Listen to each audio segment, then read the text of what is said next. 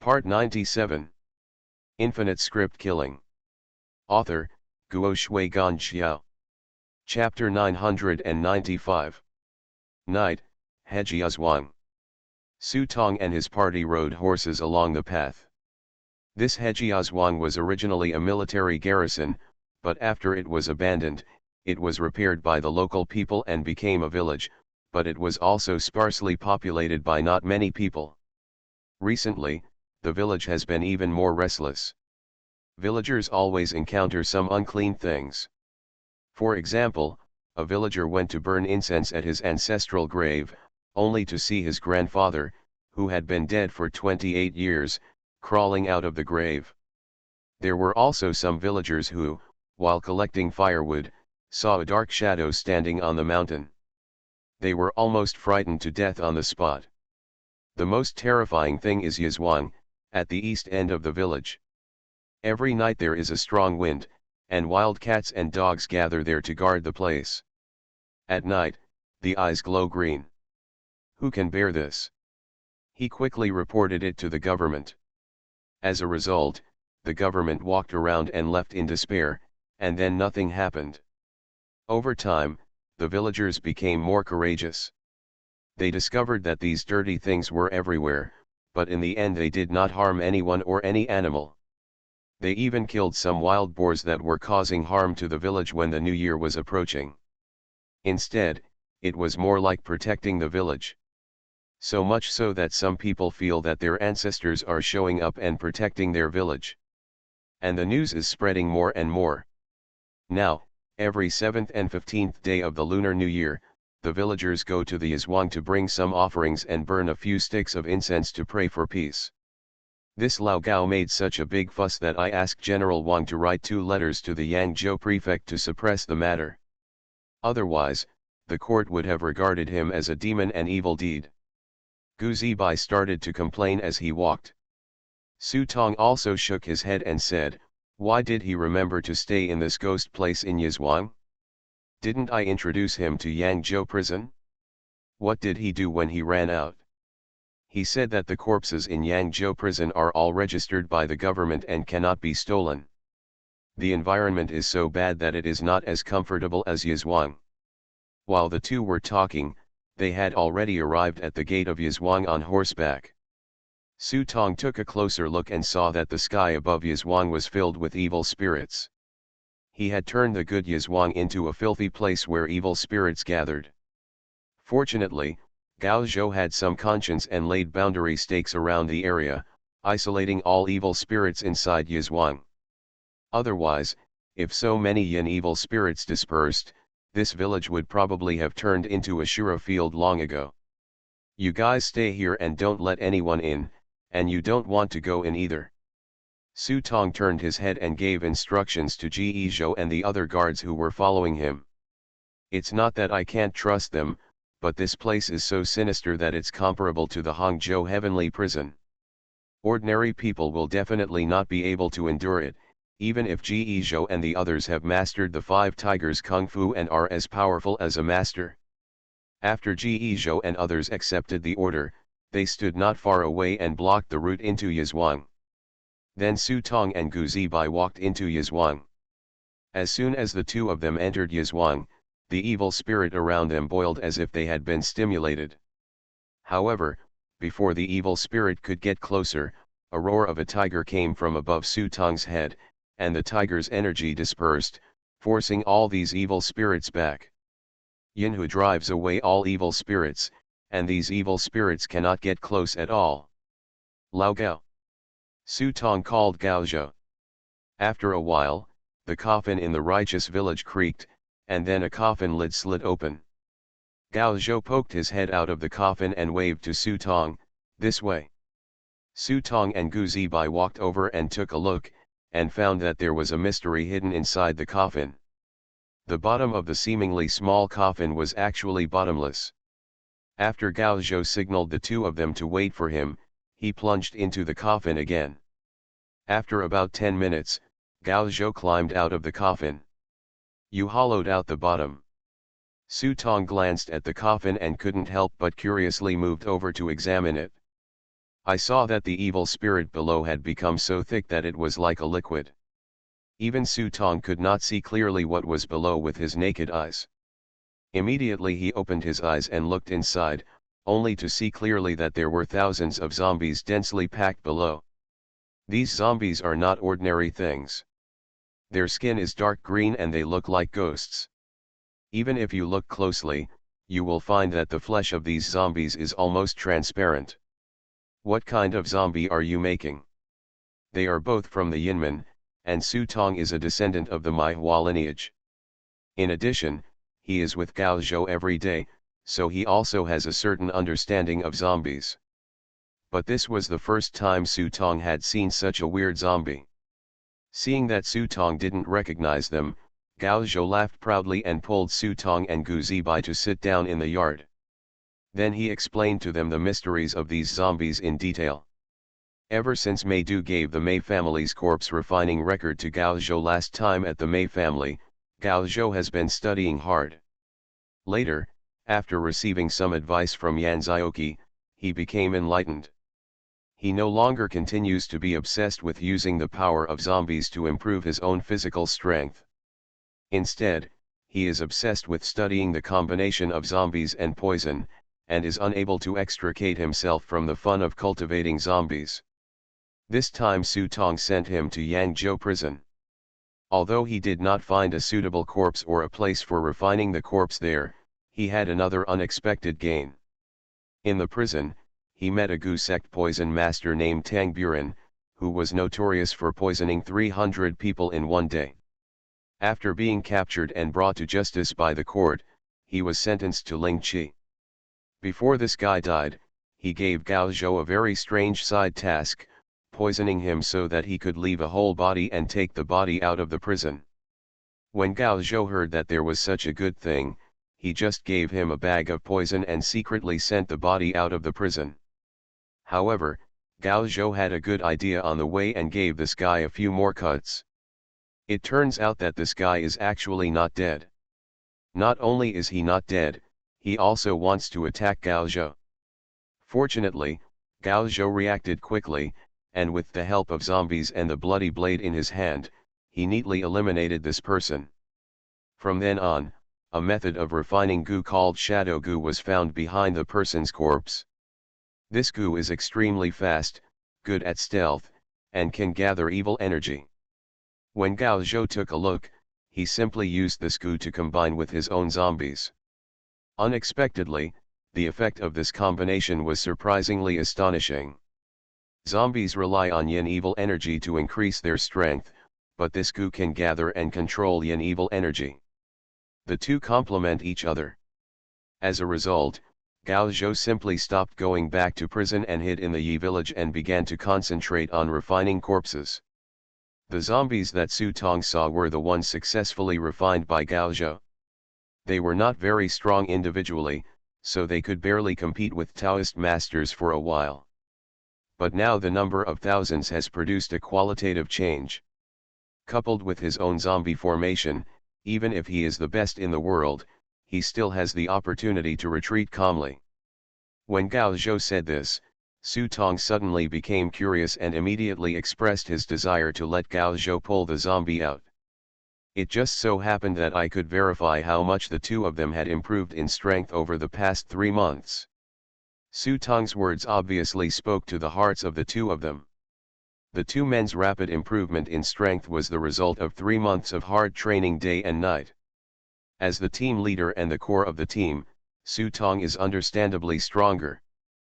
But as the core members of the team and the first people to follow Su Tong, they would never allow the gap between themselves and Su Tong to be widened to an irreparable level. Both of them are working hard to catch up and never allow themselves to become a drag on the team.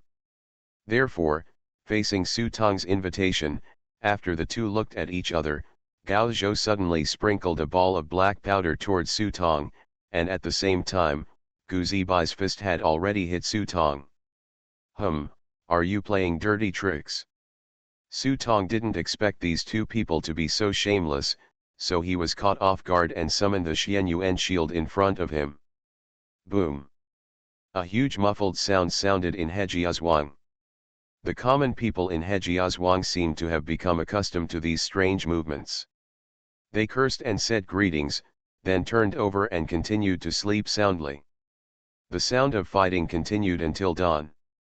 I just waited for people to wake up from their sleep and get up to take a look at the Yizhuang. They were dumbfounded.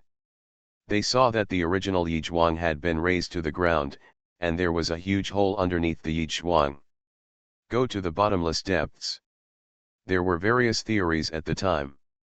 Some said it was an earthly dragon ascending to heaven, while others said it was a Taoist master who came last night and killed the evildoers hiding here. What is even more exaggerated is that it is said that our ancestors ran out of the graves themselves. In short, everything was possible, but from then on, the strange things in Hejiazhuang never happened again. But something strange happened in Xinwu camp. When the soldiers got up early in the morning to practice, they suddenly discovered that there was a hideous wound on Gu Zibai's chest. Similarly, Su Tong also has a big panda eye on his face. Nai Gao, Gaozhou, who originally left the team, also came back. This guy seemed to be fine at all. He just grinned and always tilted his head when eating. People were surprised when they saw this. When they took a closer look, they discovered that this guy had two big balls. There is no trace of the front teeth. It's no one else's fault. This guy is too insignificant. He relies on those Yuzong standing in front and hides behind to shoot hidden arrows. Su Tong can only use the wrestling curse and the dragon binding talisman to restrain this guy. His front teeth were accidentally broken by himself. However, I also have to admit that the Yuzong refined by this guy is very weird. Once it moves, it is almost imperceptible to the naked eye. Su Tong can only capture the trajectory of these Yuzong with his clairvoyance. They are like a swarm of black locusts.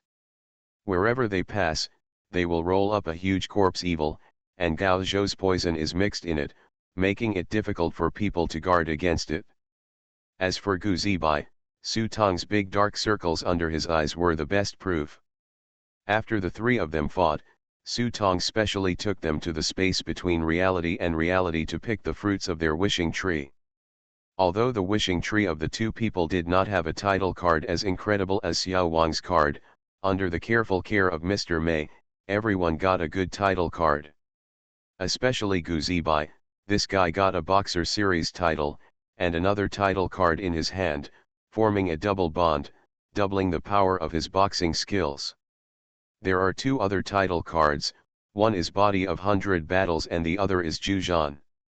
The Body of 100 Battles just adds a passive skill, so let's not mention it. But the key title card is that Zhanju. It comes with a title skill. When all active props and skills are in a cooldown state, activating Zhanju can randomly reduce the cooldown time of an active skill within 3 minutes. In other words, during this period of time, as long as Gu Zibai kept releasing his skills, there would be almost no cooldown. And this guy's prop card has very few active skills attached to it. As long as he tidies it up a little and leaves some powerful and long cooling prop cards, his combat effectiveness can be almost doubled. Gao Zhou's luck was a little worse, with only 2 title cards. This cannot be blamed on Mr. Mei, only because he invested too little. When the seeds were changed, Su Tong only retained the limited series of retrogrades and a few titles such as Venerable, and almost all other titles were lost. Wishing Tree. Gao Zhou only threw in a small number of rubbish titles, and in exchange for 2 fairly good title cards, he had already made a huge profit. Gao Zhou looked at Gu Zibai's title card and drooled with envy. However, when he learned about the little king card in Su Tong's hand, he felt regretful and almost shed tears. Now only Chang Wogu's wishing tree has not yet been picked. Mr. Mei was quite proud when he mentioned Chang Wogu's wishing tree. He felt that although this wishing tree was inconspicuous, it was the one with the deepest roots. Tree. The fruits on the tree are still absorbing nutrients. I don't know what kind of quality title card will appear when Chang Wuji takes it off. The 3 of them continued to wait in Xinwu camp for about 10 days. In the past 10 days or so, after the soldiers of the Shinwoo camp learned that they were about to leave as an envoy to the northern barbarians, they trained even harder every day. Su Tong will not treat them badly. The food for these soldiers was improved. The dragon rice porridge that was originally served every 3 days became one meal every day. The most important thing is that Su Tong asked Gao Zhou to go to Yangzhou City and spend a huge sum of money to purchase a batch of high-quality light armor. Su Tong personally took action and used the spirit enchantment technique in Yansha to enchant each set of armor with spirit blessings. Although it is light armor, after Su Tong's blessing, each set of armor has obtained 3 kinds of talismans. The Mountain Shield Talisman, the Black Ice Talisman, and the Golden Armor Talisman. These 3 talismans have greatly improved the defense of the armor. Although it is light armor, it is definitely not inferior to those of heavy armor in terms of defense. Su Tong didn't even let go of his weapons. Everyone's scimitars were blessed with thunderstorm talismans. With a lot of money, the combat effectiveness of this team has been raised to another level. It's all about technology and hard work, no expense spared. As for the money consumed, Su Tong didn't worry at all. The happy life of the northern barbarian crown prince was in his hands. Spending money was just a matter of moving his fingers. Now the generals in the main camp were really crying. If they knew that the emperor had allocated 4,000 people to Su Tong, and there was still a quota of 1,000 people, they would probably have to join Su Tong's Shinwoo camp even if they tried to get rid of the general. Of course, they probably won't know about this. Because Su Tong had no plans to expand the Shinwoo camp, the 3,000 people in front of him were already well-trained warriors who cooperated extremely well. If you rashly add 1,000 more people, not only will you not be able to keep up with the pace of this team, but it will become a huge drag. Not 2 days after these preparations were completed, the imperial edict regarding the mission to the northern barbarians arrived. Su Tong was ordered to take his troops and go to the gate of Yuchen, Tiangan, to go on an envoy to the northern barbarians with his envoy Su Fan. After Su Tong took the order, he said goodbye to several generals in the main camp, and then headed straight for Yuchen with his troops. Su Tong's 3,000 men and horses galloped all the way. Without the burden of baggage and messy trivial matters, the speed was many times faster than when the teacher returned to the court. It took less than 15 days to reach Yuchen. Yuchen is a border fortress, just across the river from Langshan Mountain. If Su Tong and others had not intervened and forced Wu Ji to destroy the northern barbarians, according to the plot of the previous script world, it would have been a forced drag-on by the 2 sides, and it was not until winter that they both retreated. And naturally they did not return in triumph, but stationed themselves in Yuchen. After that, they struggled here. After the spring, the northern barbarians went south again and fought more than 10 battles one after another. Only then did the unprecedented decisive battle finally break out. Su Lai and Xiao Lishan fought the final decisive battle in Yuchen.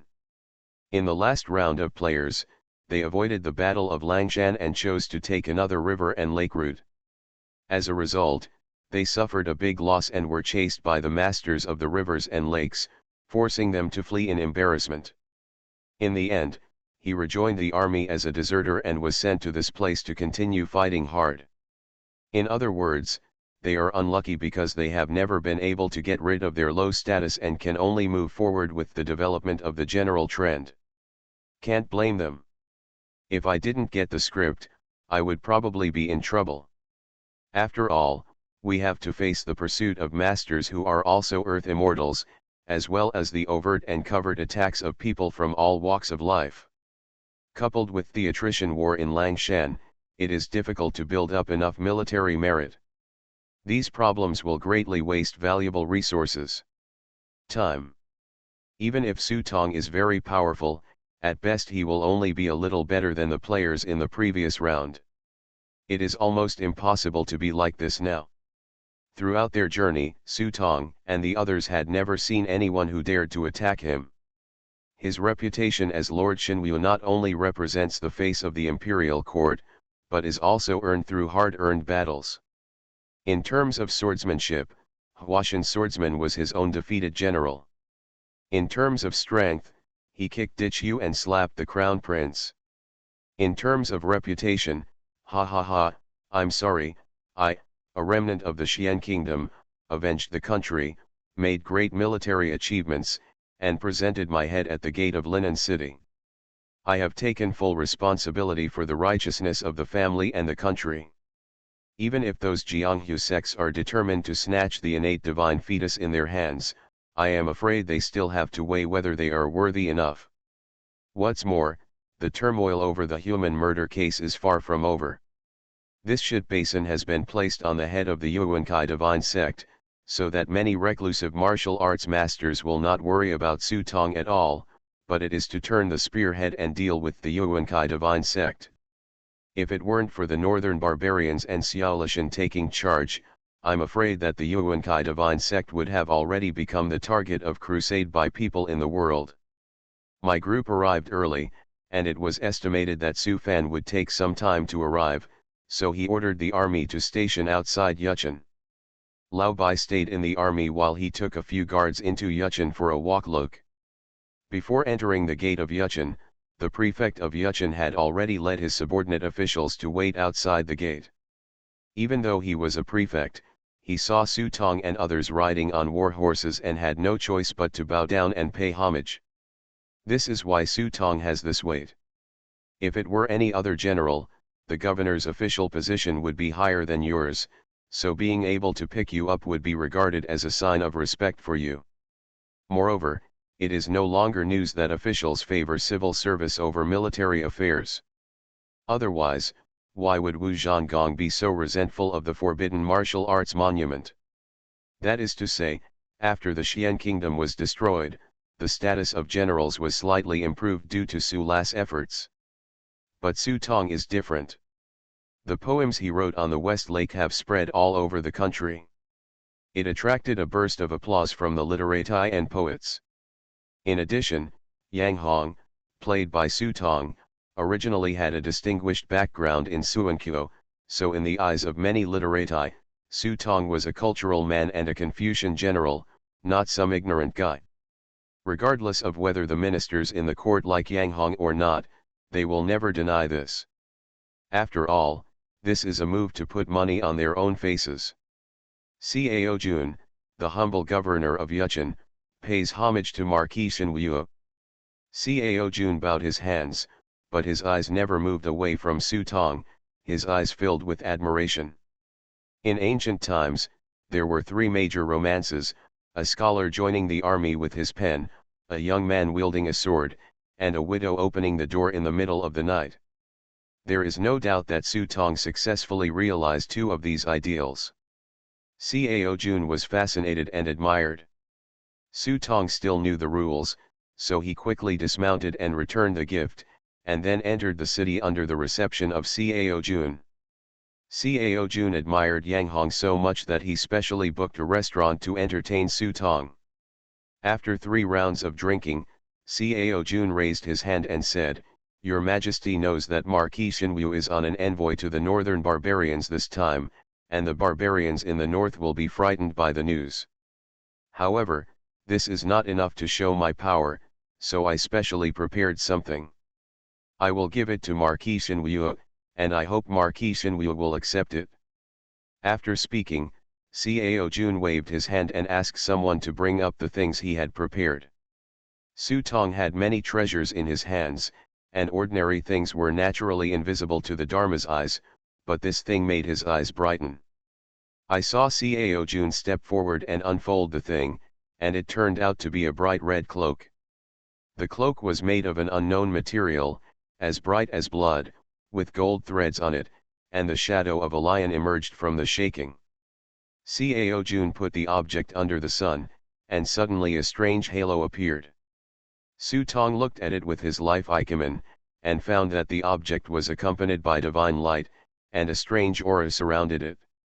Around the cloak. Then Cao Jun personally put this thing on Su Tong's body, and a warm feeling enveloped him. To be honest with Marquis Shenwu, My ancestor was once a famous general. This treasure passed down from our ancestors is woven with the fur of Suoni. It has the power of the Big Dipper. It's called, Hunshin Cloak. Infinite Script Killing. Author, Guo Shui Gan Xiao. Chapter 996. Worship Heaven and Earth. Just after the New Year in Baidu, a great event ushered in. Yeliki's wedding has already been held in a lively manner, and Xiao Lishan assigned Yeliki the daughter of Prime Minister Asana.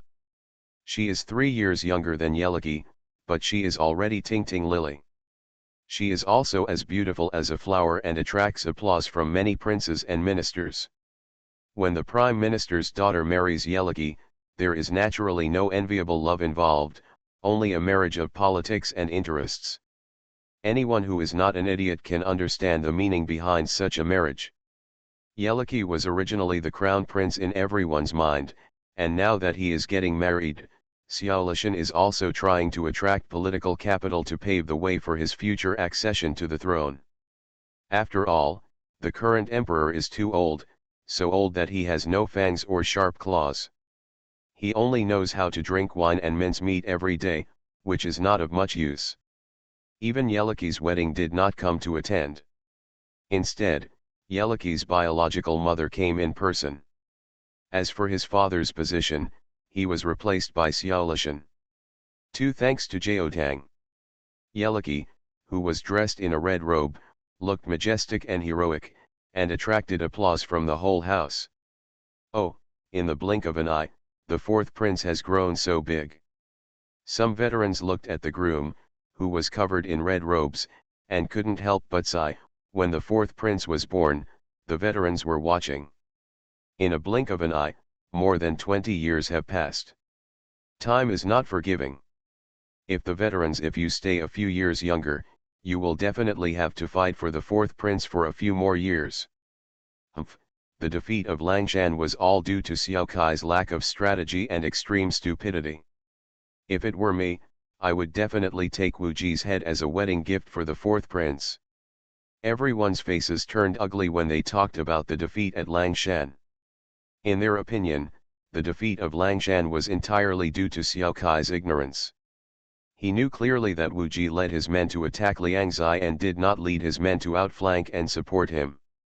Instead, the whole army attacked Tiangan camp directly and lost everything. Even if they suspect fraud and don't go to support, the worst they can do is retreat. It's almost winter anyway, so retreating is reasonable. Now Xiao Qi was defeated, with countless casualties and the northern barbarians' vitality severely damaged. This was all thanks to Xiao Qi. Xiao Kai's wife, son, and daughter have been expelled from the Xiao family, deprived of their Xiao surname, and changed to untouchables. This result seems to everyone to be well deserved. Facing the complaints from several ministers, several Han ministers on the small table beside them shook their heads silently. In fact, everyone knew in their hearts that these old guys were just an afterthought. If they were really allowed to command the army, Wu Ji would probably be happy to set off firecrackers at home to celebrate. In fact, Xiao Kai's strategy cannot be said to be wrong. It can even be said to be an extremely correct and fatal blow. Concentrating all the troops and directly killing the Tianqian camp, although it seems to have no skills, is the way to win. The reason for the defeat can only be said to be the fault of Xiao Qi. It is said that Wanyan Hushui, who was responsible for the lead charge, led his troops to retreat several times. After fighting for a long time, he failed to open the Tiangan camp. This is like asking the chef to untie the cow. No matter how good his skills are, if you give him a dull knife, there is nothing he can do. Afterwards, these civil servants who had declared the country conducted deductions. If Xiao Qi had personally gone to the front line to supervise the army, the results might have been completely different. But this kind of thing, no matter how you say it, is just an afterthought. Who would cry out for a dead man? Everyone wants to step on it more to avoid the fourth prince's reputation being damaged. Don't talk about these disappointing things. Didn't you just lose the battle? Are you still afraid that God can't do it? At worst, we can launch a big edict, and all the men in the country can gather another 100,000 troops at any time. Yes, yes, the fourth prince is getting married, let's not say such disappointing things. Seeing that these veterans were talking more and more wrong, someone quickly changed the topic. A veteran who was trying to smooth things over stared at Yeliki and whispered, "Look, the fourth prince's demeanor is becoming more and more like the king of the South Campus." Everyone looked at it. Don't tell me, it's true. As the old saying goes, a nephew is like an uncle, and the fourth prince's demeanor and posture are indeed somewhat similar to Xiaolishan. Tea. At this time, the two newlyweds picked up teacups and walked up to Queen Xiao and Xiaolishan. "Uncle, please have tea." Taking the teacup from the bride's hand, Xiaolishan smiled and nodded, then took out a jade bracelet and gave it to the bride. Not far away, Dizhou and several other people from the world looked at each other from afar. That jade bracelet is not jade, it is light pink with a ray of silver light. Anyone with a discerning eye can tell at a glance that this is a rare treasure in the world, pink jade. It is said that wearing this kind of jade on the body can make a woman stay youthful and immortal. You see, Queen Xiao is still as beautiful as a flower now, because she has a jade pendant made of pink jade. Such a big jade bracelet is even more extraordinary. "Uncle, drink tea." Yeliki brought the tea to Xiaolishan. Xiaolishan took it and took a sip. He looked at Yeliki with joy and said, "When we start a family and start a business, I have nothing to give you, so I will give you a name." After Xiaolishan finished speaking, he looked outside the door. At this time, the eunuch outside the door hurriedly walked in, knelt on his knees, and raised the imperial edict in his hand above his head. Xiaolishan stood up, took the imperial edict in his hand, and unfolded it. For a moment, everyone stood up and knelt to receive it. "Holy edict, the fourth prince, Yeliki, is loyal to the country, his filial piety is touching, and his moral conduct is a model for the world. He is getting married today and has reached adulthood. He is appointed as the Crown Prince of the East Palace and the Crown Prince of the country. He is responsible for supervising the state affairs and supervising all officials." As soon as the imperial edict came out, everyone was overjoyed. This imperial edict means that from today onwards, Yeliki will officially be the crown prince of the northern barbarians and supervise the affairs of the country. This is the delegation of power by the old emperor. It means that the Prince Yeliki is not a mere pretender. He will go to the court to supervise the country and handle government affairs. In addition, Xiaolishan with his support, Yeliki and the emperor were now just one name apart. Xiaolishan sent the imperial edict to Yeliki, patted him on the shoulder, and said earnestly, "Although we are busy with government affairs, we must not neglect spiritual matters. In a few days, you can go to the Yuankai temple to worship the gods on behalf of heaven." Yeliki's face turned red with excitement. He had been waiting for this day for a long time. He immediately accepted the order and thanked him. Seeing that Yeliki had accepted the order and thanked him, all the old ministers hurriedly congratulated Yeliki and changed their title to prince. Yeliki was really happy now. He quickly asked everyone to stand up and said some polite words. Little did they know that at this moment, eunuch Chang, who was standing aside with the wedding wine, was already happy. Yeliki takes charge of the East Palace. Will he have to change his identity? The most important thing is the treasures hidden in the palace from now on. Hey, this time I really made a profit. Huh. At this moment, far outside Yuchen, another place, I saw that the teams of Shinwu camp had already formed two rows, waiting for Su Fan's motorcade. As soon as the motorcade arrived, they would not stop and set off immediately. Su Tong, wearing the muddy cloak, sat with Cao Jun in the pavilion, drinking and talking as a farewell. At this time, Su Tong raised his eyebrows slightly and thought to himself, "This guy is really lucky." Chang Wogu had already passed on the news of Yeliki's wedding, and Su Tong had to sigh that it was really enviable to have a good uncle who was awesome and cared about him. Cao Jun saw that he had a different look on his face and asked, "Is Marquis Wu feeling unwell?" "No, it's just that I have been taking care of you recently. I'm a little bit reluctant to leave today. I just want to wait for me to come back from my mission and have a drink with brother Cao." Su Tong did not say these disappointing things, but thanks Cao Jun in the past few days in Yuchen, Cao Jun had treated him sincerely, which made Su Tong feel good about him. It's different from Su Fan's obvious utilitarian gesture. Cao Jun was almost as fanatical towards Su Tong, no, I should say towards Yang Hong, like a star-chasing fan. Therefore, Cao Jun's hospitality to Su Tong was because he sincerely wanted to treat you well and simply wanted to live a comfortable life. In fact, it's no wonder that Yuchen is very close to Langshan, only separated by a river. He knows the battle report situation of Langshan best. Originally, even he was not optimistic about the Battle of Langshan, but he did not expect that he would win a great victory at Langshan. Others did not know many of the details, but Cao Jun knew them, which is why he admired Su Tong so much. "Brother Yang, you're too polite. I just hate that I don't have the power to restrain a chicken. Otherwise, I would have gone with my brother to see the scenery of the northern country and kill the majesty of the northern barbarians," Cao Jun said, raising his wine glass in honor of Su Tong. At this moment, a line of carriages and horses in the distance gradually appeared in the field of vision. The envoy flag was hung in front of the motorcade, and the Su family's carriage was sitting behind it. Naturally, it couldn't be anyone else. Seeing that the envoy team had arrived, Su Tong stood up and said goodbye to Cao Jun. When parting, Su Tong had nothing to give to Cao Jun, so he left 3 Xiao Thunder God talisman as repayment. Then Su Tong got on his horse, waited for the convoy to pass by, raised his hand to Cao Jun, and rode away. "Brother Yang, take care along the way." Cao Jun watched the carriage and horse go further and further away.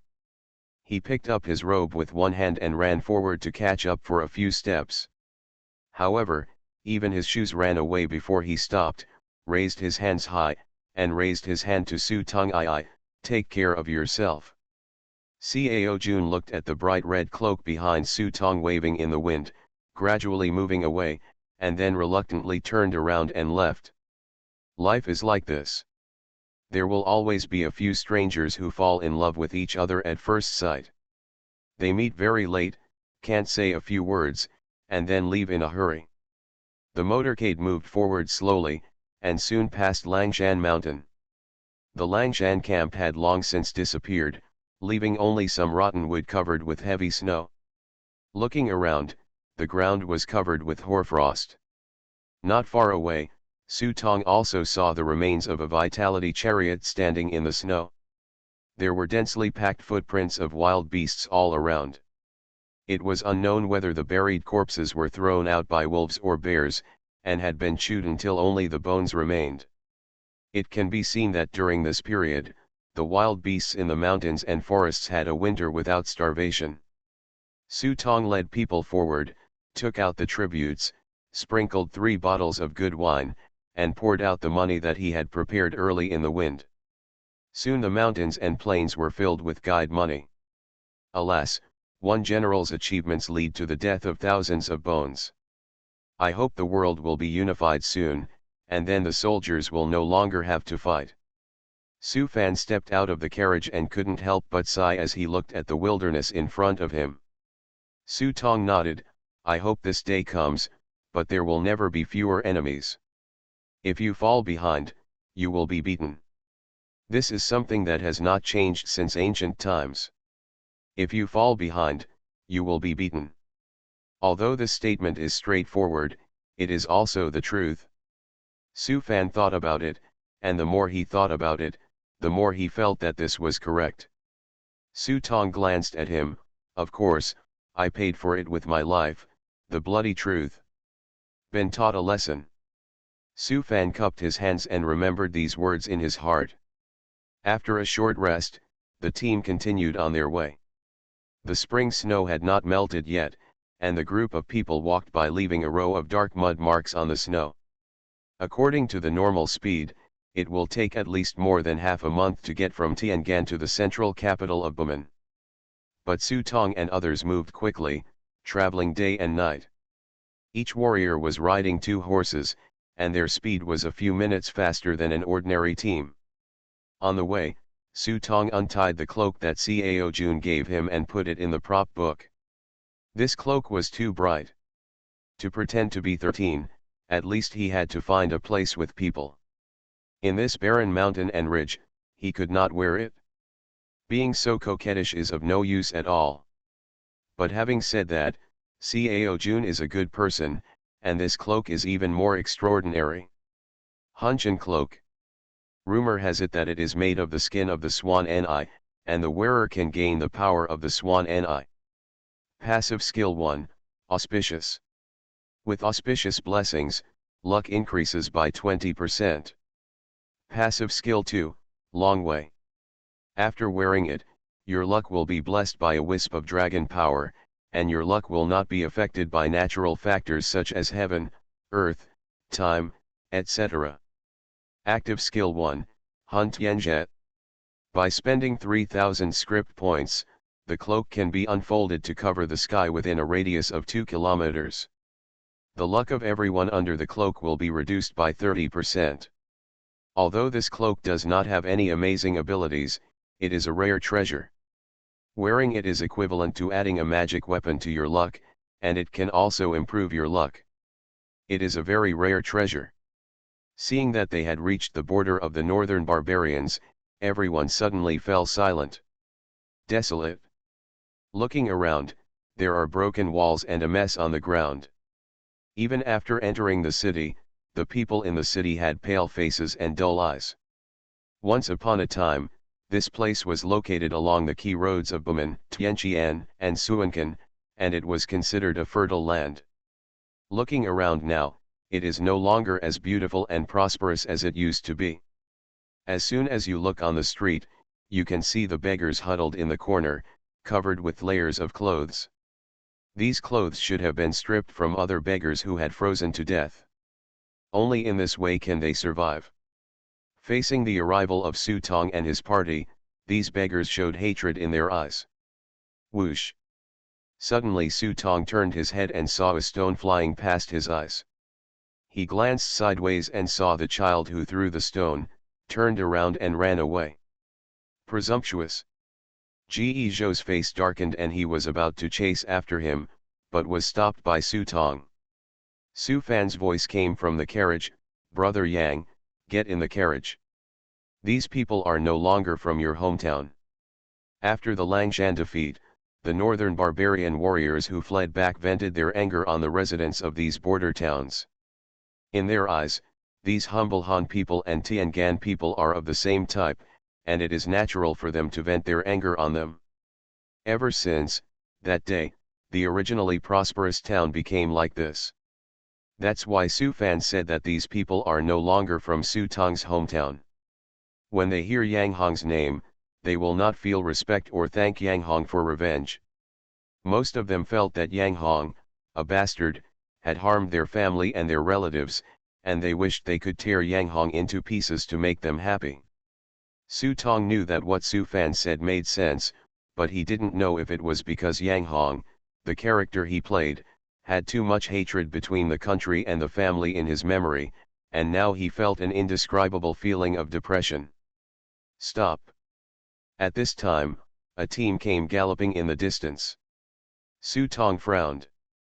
This team was not a barbarian soldier from the northern barbarians, but a guard composed of Han people. The leading man held a big knife, glanced at Su Tong and others with an arrogant expression, spat on the ground, and shouted perversely, "Who is Yang Hong? Be bold." Seeing that this man dared to call his general by name, the 3,000 cavalry behind him all widened their eyes, and a loud roar rang out, causing the surrounding mountains to shake. Those old houses that had only broken walls collapsed in an instant. A terrifying murderous aura filled the air, and the few people who originally looked fierce were suddenly frightened by the roar and their faces turned pale, as if they had fallen into an ice cave. "I am Yang Hong, who are you? Why are you blocking my way?" Su Tong squinted his eyelids, looked up and down at the man in front of him, and asked calmly. "Me?" Being glared at by 3,000 tiger and wolf masters, not to mention that the man was just a mere Taoist, even an enlightened heavenly being would probably be frightened for a while. After stammering for a long time, I managed to finish the whole thing. "I have been ordered to ask you to go to the Fengbo Pavilion in the east. My husband is waiting for you here." "Your husband? Who is your husband?" "He is worthy of letting my marquis go to see him." "You bunch of bastards, get out of here quickly. Don't think that this is the land of the northern barbarians. I'll wait for 3,000 cavalry and we'll be there soon. Break through all of you." Ge Zhou held the knife in one hand and his eyes were like lightning. Now he is no longer the soldier who only knew how to live his life in the past, but a true warrior who has experienced hundreds of battles and fought out from the mountains of corpses and seas of blood. Coupled with Gu Zibai's training over the past few months, although Ge Zhou is now only at the level of a Grand Master, the sharp murderous aura bursting out of his eyes is comparable to a sharp knife, a bow and an arrow pointing straight into the heart. After he cursed angrily, the leading man felt his heart pounding and beads of sweat rolled down his forehead. But if he rolls back in such despair, I'm afraid there won't be any good fruits to eat. I can only bite the bullet and say, my husband is a great scholar of the time, Zhou Yasheng, the dean of Zhongdu Academy. On the order of the king, he was with Marquis Xinwu. Fengbo Pavilion discusses the Tao. Zhou Yasheng, Wang Bangxian, cats and dogs, get out of here. We are envoys, not here to do business with you. Gao Zhou on the side was a little impatient, and he glanced at the few people with gloomy eyes, already planning to turn all of them into living corpses. But as soon as he said these words, Su Tong heard a loud and deep sneer in the distance. Marquis Xinwu is so majestic. Could it be that when he became someone else's prince, he forgot the etiquette of his hometown and how to be a guest? Gao Zhou was about to curse when he heard this. But Su Tong stopped him. He actually didn't bother to pay attention to these people, but since the other party started to open the Dragon Gate formation, if he didn't break in, he would be sorry for the bad energy in his heart at the moment. Dang even smiled and said, "How dare Yang disobey such kindness?" After that, he motioned to these people to lead the way and led the team to change direction and head east. Be careful, this Zhou Yasheng is not a good person. Su Fan stuck his head out of the carriage and whispered to Su Tong. Gu Zibai looked back at Su Fan and asked, "Why is this old man so strong?" Su Fan scratched his head, "It's not a question of whether he is strong or not. This person is an old minister of the Xian kingdom and later joined the northern barbarians. Even the northern barbarians have a lot of disdain for the old ministers of the Xian kingdom, but whether it is Xiaolishan or the immediate emperor of the northern barbarians, they were all very polite to this person. Because this man was a great figure in the literary world, a great scholar of his generation, with astonishing talents. It was said that he was already a semi-sage, so he was called Zhou Yasheng. Although Confucian saints do not practice Taoism and magical powers, it does not mean that their abilities are poor. On the contrary, among the 6 arts of the gentleman, archery and chastity are particularly emphasized, that is, horseback riding and archery, and Confucianism has many masters of swordsmanship. Although he does not have access to the divine channel method, he is blessed with talent and can follow his words. His strength cannot be compared to that of land gods, but it is still extraordinary. Although Zhou Yasheng is a semi-sage, it can only be said that he is unlucky. It coincides with the time when Confucianism is in decline. If it were during the heyday of Confucianism, he would have become a saint long ago by borrowing Confucian energy. Just waiting for Su Tong to leave with his troops, he saw a huge pavilion in the distance, filled with students inside and outside, waiting for Su Tong's arrival. Seeing this, Su Tong signaled Gao Zhou and others to wait for him here, then dismounted and jumped onto the pavilion. The students just felt their eyes flicker, and when they came to their senses, Su Tong-gren had already walked into the pavilion. Suddenly his face darkened and he shouted, "Discourteous!" Shouting in unison, there was an invisible force pressing on Su Tong. This is Confucian talent, and it is also Confucian etiquette. Unexpectedly, before this force could get close to Su Tong's luck was enough to make a roar of a tiger, tearing this talent to pieces. Su Tong strode forward, looked around, and saw that the pavilion was already full of people. These people were all old officials of the Xian kingdom and scholars, but now they were all gathered here. Obviously, he knew it was not a good thing. But Su Tong came here just to vent his frustration and see everyone looking at him eagerly. Su Tong glanced coldly and sat directly in front of Zhou Yafu. "Old sir, if you have anything to say, just say it. I'm pressed for time, but I can't listen to you reasoning here." Su Tong's attitude made Zhou Yasheng extremely surprised. He thought that this Shen Wuhao was, after all, a scholar of their Confucian background, and would not mess with etiquette and rules. He didn't expect him to be so barbaric. Before Zhou Yasheng could speak, an old minister on the side was the first to speak out. "You arrogant person, you don't know that everything in the world is inseparable from the word truth. As a junior, you are acting so perversely, you..." Snapped. Before the man finished speaking, Su Tong gently raised his hand, and everyone heard a loud bang in their ears. The old minister flew out of the pavilion like a kite with its string broken, and rolled down the pavilion. At this moment, everyone was stunned. They didn't expect Su Tong to dare to take action. Su Tong curled his lips and saw the horrified expressions on everyone's faces, and said unhurriedly, "The world is big and the earth is big, and the truth is the greatest. This is true, but there is a saying that when a scholar encounters a soldier, there is a reason. I don't know, but trying to reason with a general who is leading an army doesn't make sense in itself. It's called Gongda deceiving the truth." After speaking, Su Tong shook his neck and tilted his head lazily. After looking around at everyone, he said calmly, "The next one. You are listening to Novels at Bless Up channel. Wish you happiness and luck. Please subscribe to receive new novels. How do you feel about this novel? Please like and leave a comment." Infinite Script Killing. Author, Guo Shui Gan Xiao. Chapter 997. Now everyone shut up. A pair of eyes stared straight at Su Tong, wishing to cut him into pieces.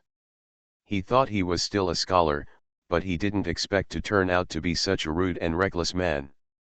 Su Tong knew very well what these sour scholars were doing. These guys are not good at fighting, and their skills at trolling are top-notch. Reasoning with them is the same as trying to reason with women. If I don't take advantage of others and let them play freely, they will probably make me unstable.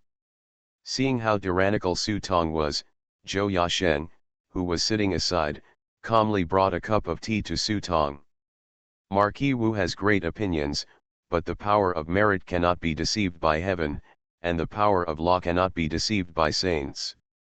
If everyone were like Marquis Wu, wouldn't the world be in chaos? Marquis Wu is a scholar, so he should understand that although I, a scholar, do not have the power to tie a chicken, I can't. You have a strong and arrogant character and a hardcore pen master. How long can you bully me, Marquis Wu? MNB, this old guy is so disgusting. When Su Tong heard this, he was as disgusted as if he had eaten a fly. What this old guy meant was that if he didn't give an explanation today, tomorrow, all the scholars in the world would be waving their pens. This is the most disgusting thing about Confucianism. He can't compete with you in this life, but when he regains his breath, he will wave his pen and write you into the book. With a little modification, you will be infamy for thousands of years. When Su Tong saw this, he knew that if he didn't convince these old guys today, he wouldn't be able to live comfortably in the rest of his life. He immediately calmed down and took a sip from the teacup. After thinking for a moment, he smiled and said, "There are people who are hated by the people, but they have left their names in history. There are people who have made great achievements for thousands of years, but are scolded as traitors. I have also read it over after reading the history books. I have some doubts. Can you ask Yasheng to answer them?" Speaking. Zhou Yasheng's eyes were calm. Today they were ordered to use their Confucian power to suppress Yang Hong's spirit. They were not afraid of Yang Hong's questions, but they were afraid that Yang Hong would not accept the move. Since he accepted the move, he had many ways to make this person the boy bowed his head obediently. "When I was young and studying, there was something I didn't understand. A sage said that if you are poor, you can be good for yourself, and if you are successful, you can help the world. What is a successful person, and how can he become prosperous?" As soon as Su Tong said these words, everyone suddenly became excited. Even Zhou Yasheng had a smile on his face. He stared at Su Tong with ardent eyes and almost patted his arm and said, "Ha, young man, if you say this, I won't be sleepy anymore. Confucianism takes governing the world as its own duty, so this is simply a question of giving away points." Zhou Yasheng didn't even need to ask this question. An old Confucian stepped forward and bowed. "No need to bother Yasheng about Wu Hao's question, I can answer it.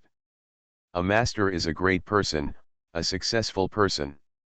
He cultivates his fields, sharpens his tools at work, conducts business, and learns to read his books. Those who have achieved success can reach it. Those who have achieved success can benefit the world, use what they have learned in their minds, and benefit the country." Civil.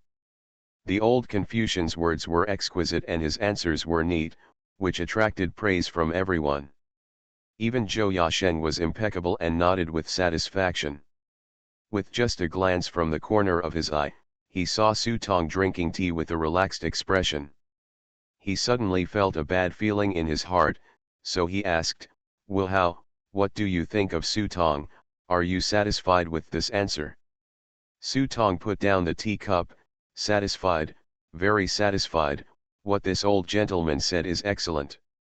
After receiving Su Tong's praise, the old Confucian bowed slightly and said, "This is the basis of calligraphy, not the Tao." The implication is that he is satirizing Su Tong, who doesn't even know the basics. Su Tong smiled brightly and did not refute, but just smiled and asked, "Does the old gentleman have any fame?" "Humph, I am the #1 scholar in Jiake, and I am appointed as Sikong in the prince's court." After the northern barbarians annexed the Xian kingdom, they opened up the imperial examination system, which was divided into 4 subjects, A, B, C, and D. The name Jiake #1 scholar is still very valuable. The prince's court is a place where the children of the royal family are taught how to study. Sikong's position is probably that of a first-class official. When Su Tong heard this, he put down his teacup and raised his hand to the old scholar. "It turns out you are an adult. Don't dare take it." Seeing Su Tong being so polite, the old scholar thought he was surprised by his talent and suddenly looked proud. However, as soon as Su Tong Xiao's voice changed, his words suddenly became sharper. "Since the old gentleman is the minister of the dynasty, he can be an accomplished person. Since he is an accomplished person, has he ever helped the world at the same time?" This. The old Confucian's face turned red, but he still said forcefully, "I educate the prince and teach the way of governing the country, which is to help the world." Hearing this, Su Tong immediately laughed. Standing up from the chair, the aura began to flow out of his body. "Prince Enlightenment, if you say these 4 words in front of me today, do you dare to say them in the court of the northern barbarians?" The old Confucian's face darkened, and he lost his temper. The word education was obviously used in the wrong place.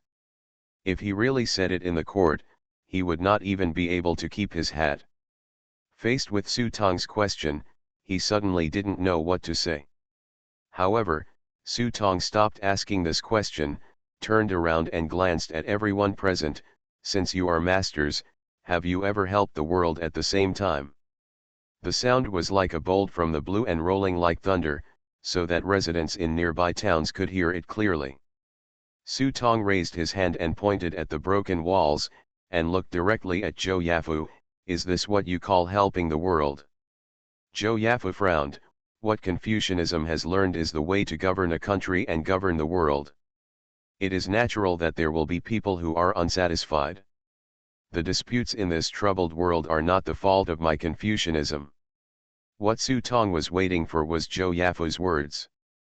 He couldn't help laughing when he heard the words, a minister who is good at governing the world has ruined the country.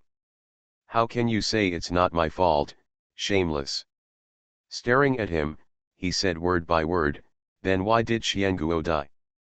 This is a number of days, it cannot be changed by manpower. Zhou Yafu responded calmly. Bullshit, the death of the Xian kingdom will be the death of those like you. Su Tong was really angry. He didn't expect that a great scholar could be so good at shirking responsibilities. He immediately cursed. As soon as he said this, everyone stared at Su Tong and scolded Su Tong for talking nonsense. Zhou Yafu even smiled contemptuously when he heard this. Since Marquis Wu has a high opinion, why not come and listen to it and let us understand it clearly? Zhou Yafu had already made up his mind, and just waiting for Yang Hong to finish speaking, he was going to completely reject his remarks and completely break his Taoist heart. Anyone who dares to speak openly about scholars, whether they are northern barbarians or Tiangan, will be enough to make Yang Hong walk away without regrets if word of this gets out.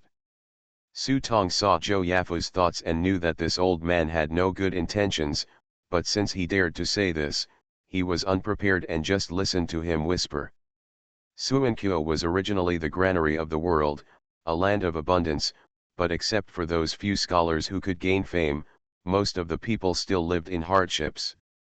Is it because they don't work hard? Are they not motivated? No, it's all because today's prosperous people are unwilling or not allowed to give the opportunity of prosperity to the poor. They are even less willing to share their fine clothes and food with them. They regard poverty as a shame. And because they have witnessed many dignitaries fail and become poor due to intrigues, they are even more afraid of poverty. Therefore, they spare no effort to squeeze the poor and amass wealth in order to maintain this development forever. In their eyes, the so-called world is just a little bit of money and status on the tip of their noses. The people are asked to farm, but the land is annexed in the name of fame, and they are not allowed to have any rights. It requires industrial and commercial trade, but it monopolizes trade, collects grain to make profits, and exploits people at all levels. The generals are required to defend the country, but they are deducting their military pay, not issuing weapons, and fearing that their achievements will be too great. Although you keep talking about the virtues of saints and saints, you have turned into a hypocrite, dictating the court, suppressing the generals, and exploiting the people. As soon as the Xian kingdom fell, you all turned around and joined the northern barbarians. Where is your moral integrity? How can the arrogance of scholars exist? In today's world, the wealthy can only take care of themselves, but the poor should help the world. What's the point? Su Tong spoke like a hammer and laid out the facts for questioning. Even Su Fan, who was sitting in the carriage, was shocked and fell to the ground for a moment. Have someone record it quickly. This is simply a warning motto, and it will shock the world if it is spread out. As for Zhou Yasheng and others, everyone's faces were ashen at this moment. Su Tong's words crushed their faces to the ground. But no one could refute him, not even Zhou Yasheng. Because this is a hard fact. The old scholar just now raised his finger tremblingly and pointed at Su Tong. You are disgraceful to gentlemen. After saying something polite and insulting, he turned around and walked out with his head lowered. When Zhou Yasheng saw this, he waved his long sleeves with a dark face, stood up and wanted to leave. Originally, he wanted to borrow the power of the Confucian sages to kill this person, But not only did he not succeed, but he was ruthlessly exposed by Su Tong. Even Zhou Yasheng could only sneak away in dejection at this moment, not daring to confront Su Tong any longer, otherwise the face of their Confucian family would be lost. When Su Tong saw them leaving, a smile appeared on his face. He walked to the pavilion, took a look at the name of the pavilion, and suddenly had an idea. I couldn't help but picked up Chin opera and sang loudly in the Fengbo pavilion. I am so angry that I lean on the railing and the rain stops. Lift our sight, the sky, and shouts, grand, vehement. 30 years of fame and dust, 8,000 miles of clouds and moon. Don't wait to see the young man's head grow white, and it will be empty and sad. The shame of national subjugation has not yet fallen. When will the hatred of the ministers be destroyed? Driving a long car, crossing the gap in Helen Mountain. The ambition is to eat the meat of Huns when they are hungry, and to drink the blood of Huns when they are thirsty. Be from scratch, clean up the old mountains and rivers, overturned K. Zhou Yasheng, who had already stepped onto the carriage, heard Su Tong singing and listened sideways for a moment. Suddenly, veins popped up on his forehead and blood surged in his chest. Puff. A mouthful of blood sprayed on the car curtain, and there was a bang, and the person was so angry that he fainted. It is said that after Zhou Yasheng returned, he resigned and returned to his hometown. Within 3 months, he died of depression. In his last breath, he cursed, "The thief Yang Hong must be punished." Infinite script killing. Author, Guo Shui Gan Xiao. Chapter 998. Idiots, they are all idiots, whether they are sub-sages or great scholars, they are all useless. They are pointed at and scolded by others, and finally run away in disgrace. They are all just like what Yang Hong said, a group of guys who are just fishing for fame. East Palace of Zhongdu. Yeliki was heard yelling curses and getting angry. From time to time, teacups and wine glasses were thrown out of the hall and smashed into pieces. The eunuchs in the palace were all trembling with fear and dared not speak. Since the prince began to supervise the country, his temper has become more and more violent. Those who serve around him will be beaten to death if they don't like it at all. Even the personal guards would be taken away by Eunuch Chang for bomb disposal surgery if they made a mistake. Early this morning, the news about Fengbo Pavilion had been passed on. Good guy, it made Yeliki so angry that his liver hurt. After all, he is an envoy, so he cannot use force to make things difficult. Of course, he was also afraid of Yang Hong, who had brought 3,000 cavalry with him, all of whom were the best among the best. If he really allowed this guy to cause trouble in the northern barbarians, unless his uncle personally took action, he would not be able to do anything. No one can really suppress him. But it happened that his uncle began to retreat after his wedding. At this time, Yeliki knew that he could not suppress this guy just by relying on Dijo. Therefore, his original intention was to let these Han officials use their ancestral etiquette and Confucian rules to impress Yang Hong. Unexpectedly, this time he failed to achieve great power. Instead, he stepped on the heads of those great scholars and once again spread his name throughout the country. He can't fight with martial arts, he can't speak with literature, and he can't lead troops to fight, and he has few opponents in the world. Many northern barbarian generals didn't even want to go to court as soon as they heard that Yang Hong was coming. Chang Le. Yeliki, who was trembling with anger, shouted coldly, and saw the eunuch and eunuch Chang who had already changed into palace uniforms flashing out from behind the pillars of the main hall. Yeliki snorted coldly when he saw this, squinting his eyes and looking up and down at eunuch Chang. "Why are you hiding so far away? Your Highness is as mighty as hell, and your servants are nothing more than ants, so they cannot bear the might of God." As soon as eunuch Chang said these words, the palace maids and eunuchs who were kneeling beside them all shouted in their hearts that they were flatterers. Needless to say, if you flatter him well, the effect will be different. Yeliki's anger is almost gone. Hearing this flattery, he finally feels a lot more comfortable. She didn't make things difficult for him anymore and sat on her chair. What do you think I should do? I can't let this guy sit on my head and shit. He is responsible for supervising the country, but his father is hiding in the harem and living happily. If the envoy's matter is not handled well this time, it will be a major stain on him since he first came to power. When Eunuch Chang heard this, his eyes rolled around and he had an idea. Your Highness, didn't King Xiao say that you would preside over the opening ceremony of the Yuankai temple? Yelaki was stunned for a moment when he heard this, and immediately slapped his forehead. Yeah, I can't afford to offend him, I can't afford to hide. It's time to ask the Yuankai god how I am preparing to reshape my body. When he thought of this, Yelaki was in a good mood and immediately smiled. You are smart, you have thought of it together with me. Don't worry, this benefit will come from you in the future. Thank you for your kindness, Your Highness. Your Highness will be blessed and live as long as the heavens. Eunuch Chang quickly knelt down and thanked him. He sighed in his heart and shouted in a low voice on the team channel, Boss, please come earlier. This bastard Yelaki has murderous intentions for me. Some people are happy and some are worried. The news about Fengbo Pavilion has been spread back to Tianqian. For a time, the people on Tiangan's side were very happy. Although Yang Hong's words are equally applicable to Heavenly Stem, these words were directed at the idiot Zhou Laoyi, and everyone was delighted. After all, when Xianguo City was destroyed, this old guy actually led his ministers to defect to the northern barbarians, and even said something shameless about preserving the blood of Confucianism. You know this incident back then, but it made all the scholars in the south gnash their teeth with anger, but they couldn't scold him.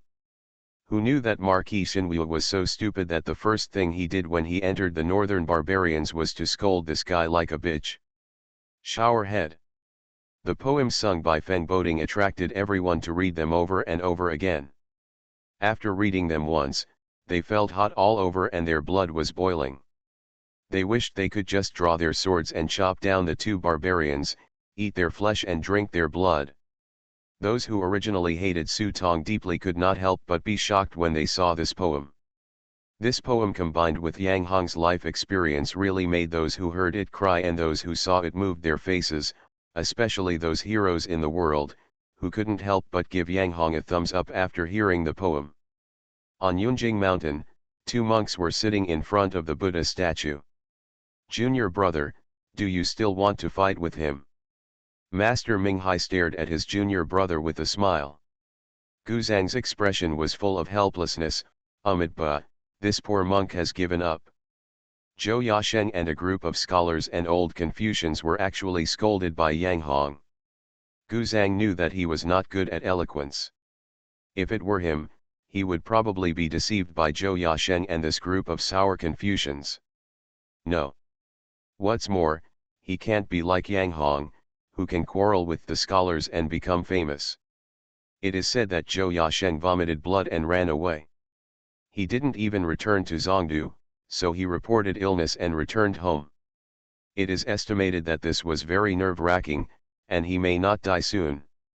Being a scholar, the most important thing is face, let alone Zhou Yasheng, a famous Confucian of his generation. Ba, good, good, good. Guzang clasped his hands together and recited the scriptures silently.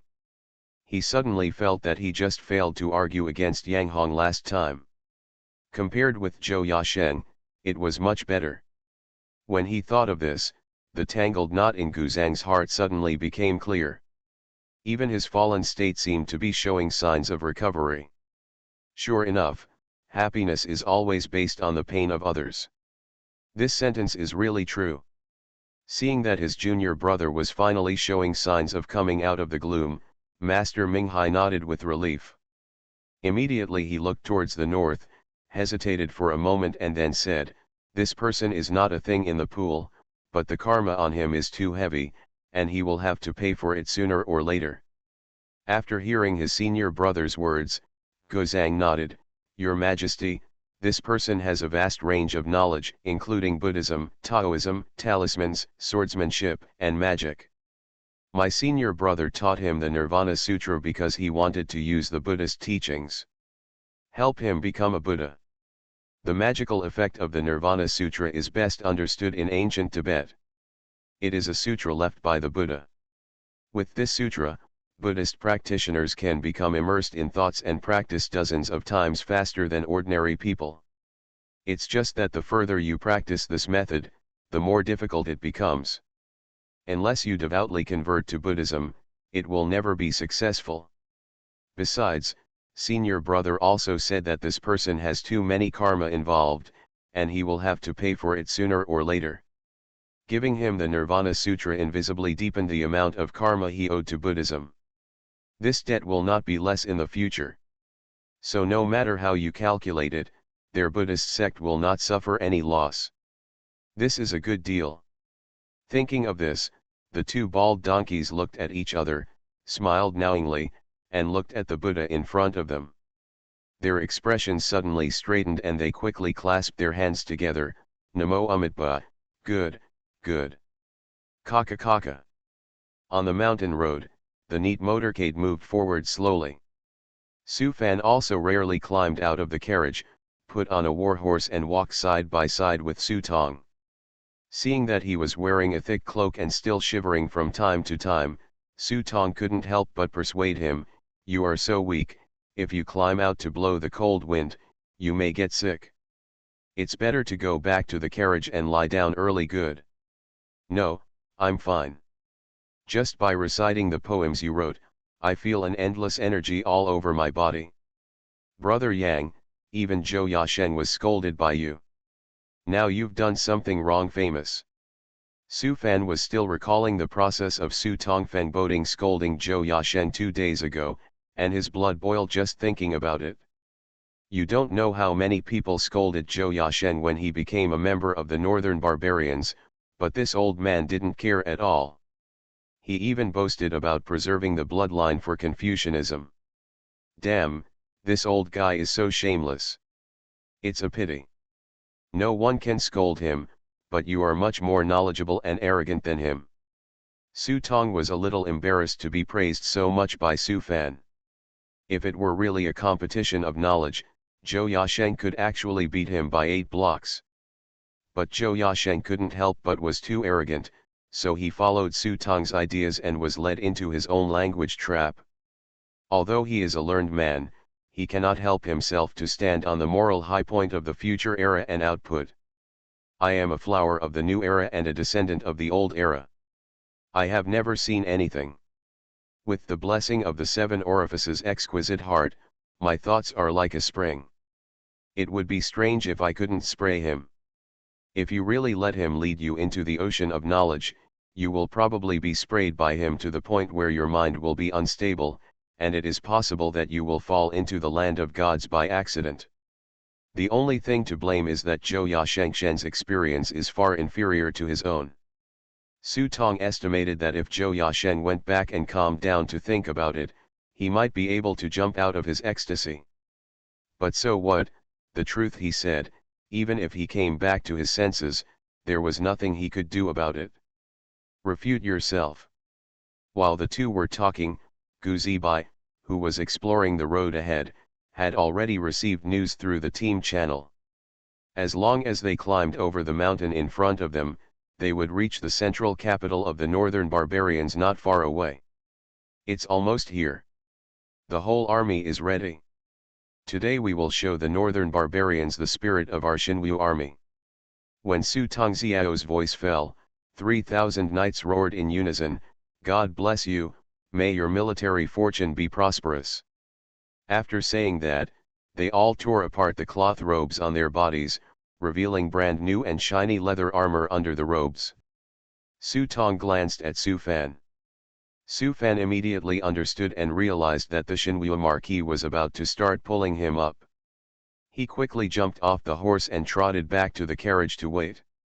After Su Fan jumped on the carriage, he poked his head out of the curtain to take a look. Just when Su Tong's eyebrows flashed, the red gold crystal armor was neatly put on.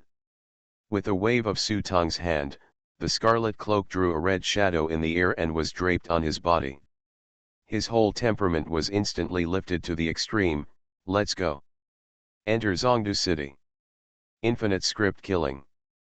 Author, Guo Shui Gan Xiao. Chapter 999.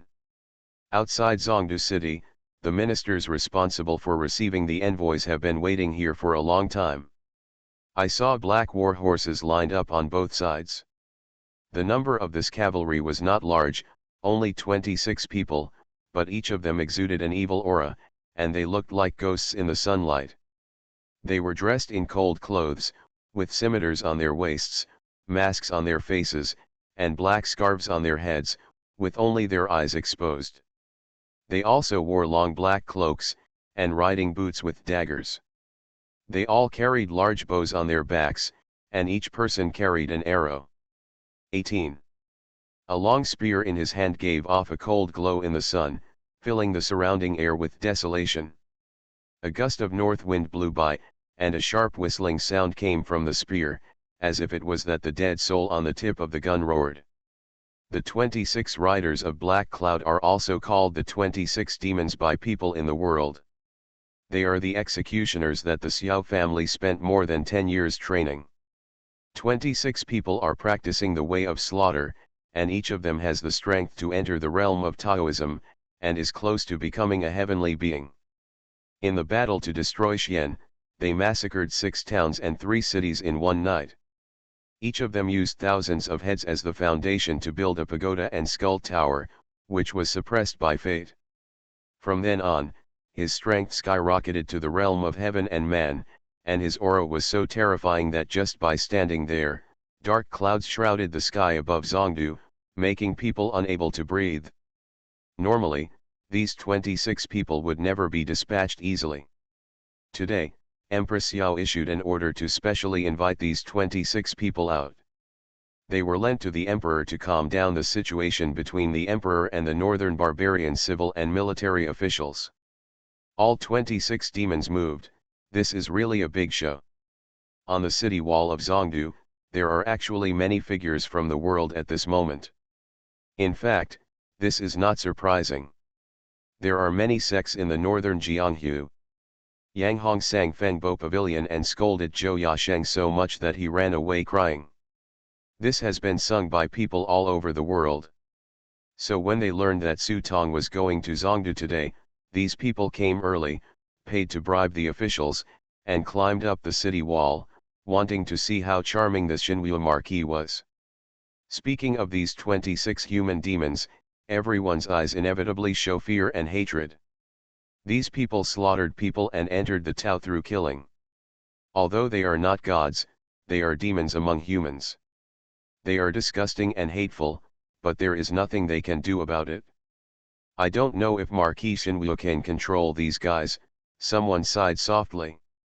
There were almost no people present who could really say that they had seen Yang Hong. Most of the knowledge about Yang Hong is based on rumors. As the saying goes, hearing is false and seeing is believing. Many people are skeptical about Yang Hong's record. So much so that some people were optimistic about Yang Hong and felt that he had great luck. He was a young man who hated his country and his family, and was righteous. Although he was a rising star, his record was jaw-dropping. But some people are not optimistic about Yang Hong, thinking that he is just a bright meteor that disappears in an instant. After all, with the immortal Xiao Lishan controlling the northern barbarians, Yang Hong could not make any big waves. Liu Pai is the best proof. When Xiao Lishan appeared, Yang Hong fled without a fight. If Zhang Yishan hadn't sacrificed his life to protect him, this man would have been killed by Xiao Lishan in Liu Pai. Just as everyone was talking, the sound of horse hooves was heard in the distance. For a moment, everyone looked sideways, and many people in the world jumped up to the city wall to watch. Although the defenders on the city wall hate these Jianghu people, at this critical moment, they can only turn a blind eye. After all, people spent money, and 3,000 silver for this position is not cheap. Da-da-da. Accompanied by the slow sound of horse hooves, What everyone saw was the dazzling bright red. What a shinwoo! Now the 26 demons are probably going to be kicked on the iron plate. An old man holding a pipe squatted on the wall and exclaimed before he looked at it. Some people thought that the old man was exaggerating, but when they saw the blue wave water cloud smoke in his hand, they immediately shut up. There is only one person in the world who owns this pipe, that is Jianghu Baixiaosheng, Bibo Shisha, and Old Man Gasu. The world's 13th ranked master of martial arts, the realm of earthly immortals, he said so he must be right. Sure enough, Su Tong's figure appeared, and everyone stared carefully. I saw the general at the head, dressed in red armor and red robes, with a heroic figure, like a tree planted in the black mountains and white waters, showing the brilliance of glass all his life. The huge amount of pure yang energy on his body was like a big sun in everyone's eyes. Wherever he passed, the haze dissipated, and the awe-inspiring righteousness made everyone's heart beat faster even before the men and horses arrived. The horses under the city whistled, and the 26 demonic horses began to become restless. Ha! Seeing that their own war horses had begun to cause chaos, the 26 human demons showed anger in their eyes, shouted in unison, and billowing evil auras surged from their bodies. Suddenly, the sky changed, dark clouds covered the sky, and a skeleton pagoda made of 26 human heads appeared above their heads, letting out a shrill wail. For a moment, the evil wind surged, rolling up flying sand and rocks, and rushed towards Su Tong and others. Go! Seeing this, Gu Zibai immediately jumped up on his horse, his martial arts became holy, and he was furious. Suddenly, the cavalry behind him all pulled out their scimitars and lined up quickly. The huge blood energy merged into one, soaring into the sky like a giant dragon. He stood up and let out a loud roar as Gu Zibai. Everyone felt their hearts beat like hammers, and some people with weak abilities were immediately shocked by the loud roar, with their eyes blackened and their ears rumbling. Boom! Suddenly the dark wind shattered and the flying sand dispersed. The 26 demons could not restrain themselves and sat down on their horses, and all of a sudden they all retreated. Good! There was a cry from the top of the city, and the slightly drooped eyes of the old man from Gasu suddenly opened wide. Even Bai Xiaosheng, who had seen strange things in the world and met the top masters in the world, couldn't help but let out a cry of surprise. Although there are 3,000 against 26, this elite team is truly rare in the world. It is a divine sword that can dominate the battlefield. If the 26 human demons are just swordsmen who are famous for their eccentric swordsmanship and quick swordsmanship, then these 3,000 cavalry are swordsmen with upright sword skills. Even if there are thousands of enemies, I will go there. The atmosphere is majestic, and no one in the world can control it. In comparison, although the 26 human demons are fierce, at this moment, they are more like humble rats who cannot see the light. The world actually has this magic weapon. It can be the world's magic sword. It can open up borders and expand the territory, and all the armies will be invincible. The evaluation given by the old man from Gasu caused an uproar among many people. The old man from Gasu would never evaluate an army, but now he made an exception. He called the cavalry beside Yanghong a divine sword. It was invincible to 10,000 people. You can imagine how high this evaluation was. You must know that none of the 26 human demons have been evaluated like this by old man Gasu. In this way, Langshan's defeat was not unjust. Some people subconsciously attributed the defeat of Langshan to this cavalry. After all, so much time has passed, and many details of the Wolf Mountain War have been found out. Of course, it is indispensable to include the story of Yanghong leading his cavalry across the rear of the northern barbarians, cutting off food routes and defeating thousands of armies. However, this statement was quickly rejected by insiders. No, there may be this cavalry, but it is definitely not the divine sword at this time. Yanghong restrained the defeated troops in the front and attacked from the left and right. If this divine sword had been available at that time, Xiao Qi would have definitely not dared to make the last desperate move. Someone knew the more specific situation and told everyone about it, which caused many people to exclaim. This is even more difficult. The defeated troops were scattered and their morale had long been shattered. It was a fluke to be able to assemble a team, let alone use it to fight. And Yang Hong actually did it. Thinking of this, everyone suddenly felt that this person was ranked among the world's famous generals, and his reputation was definitely not in vain. Kill. At this moment, a roar suddenly came from among the 26 human demons. 26 people were seen waving their spears in unison, and accompanied by the roar of the gun wind, they made bursts of ghostly cries and howls. Since they were invited by Empress Xiao to save face, if they were ordered to retreat by these 3,000 mortal soldiers today, their 26 human demons would be disgraced from now on. Rumble, rumble. Along with the shouts of killing, everyone saw the dark clouds hovering in the sky, turning into a huge magic tower, moving towards Su Tong and others to suppress them. This was obviously aimed at Yang Hong. Gu Zibai snorted coldly when he saw this, and was about to call out Wu Shuanggu to break the evil aura, but at this time Su Tong stopped him. Gu Zibai was startled, then realized that Su Tong was going to pretend to be 13, and immediately stepped aside with a tacit understanding, and raised his hand to make a fist, signaling the soldiers behind him to sheath their swords. I saw Su Tong riding 1,000 horses, looking at the 26 demons, with red mouth and white teeth, and let out a burst of laughter. My 3,000 good men have really overkilled you in dealing with you. Let me weigh your worth. After saying that, I saw Su Tong's pure yang qi rising up into the sky, turning the sky into a silver glow. I saw Su Tong summoning the pure yang sword, using his own thought as a guide, and swung the sword edge, and saw the light of the pure yang, turning into a scorching sunday. A sword energy shot through the air, and the next moment it split the sky in front of him. Open. All of a sudden, the evil wind in the demon tower disappeared, and the 26 demons all let out a scream. They saw the skeleton pagoda in their destiny suddenly turned into ashes under the strong light. For a moment, the evil energy on his body surged, and under the sword radiance, he was as vulnerable as ice flows under the strong light. They fell to the ground one after another. When people rushed over to take a look, they found that the person was still alive, but the evil energy Tu Gong was actually killed by him. Su Tong cut off most of it with his sword. This sword really shocked the hearts of all the heroes in the world. They all said that this man was very powerful, but they didn't expect that his sword could reach the sky and penetrate the sun and the moon. Those who originally had a hesitant attitude towards Yang Hongshang were all frightened now.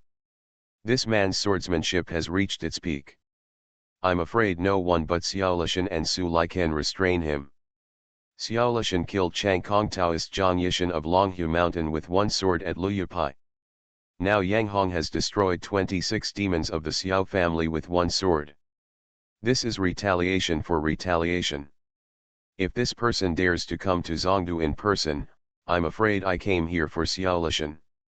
I saw Su Tong gently stroking the Chunyang sword with his fingers, facing the Zhongdu Chengguan in front of him, and jumped up.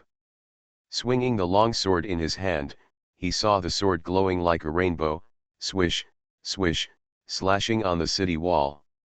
In a moment, Su Tong sheathed his sword and jumped on his horse. The bricks and tiles on the city wall shattered, revealing a line of large characters.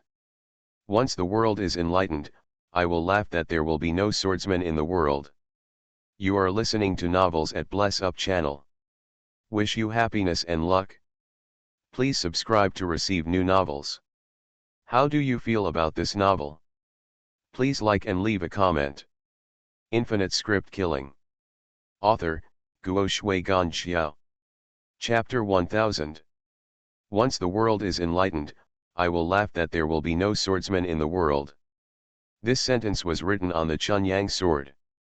Su Tong wrote this sentence on the wall of Zhongdu city. It was not only a confidence in his own swordsmanship, but also a challenge to Xiao Lishan. Last time at Luyuepi, I was no match for Xiaolishan, so I could only avoid his etch. But today he came, openly, to Zhongdu.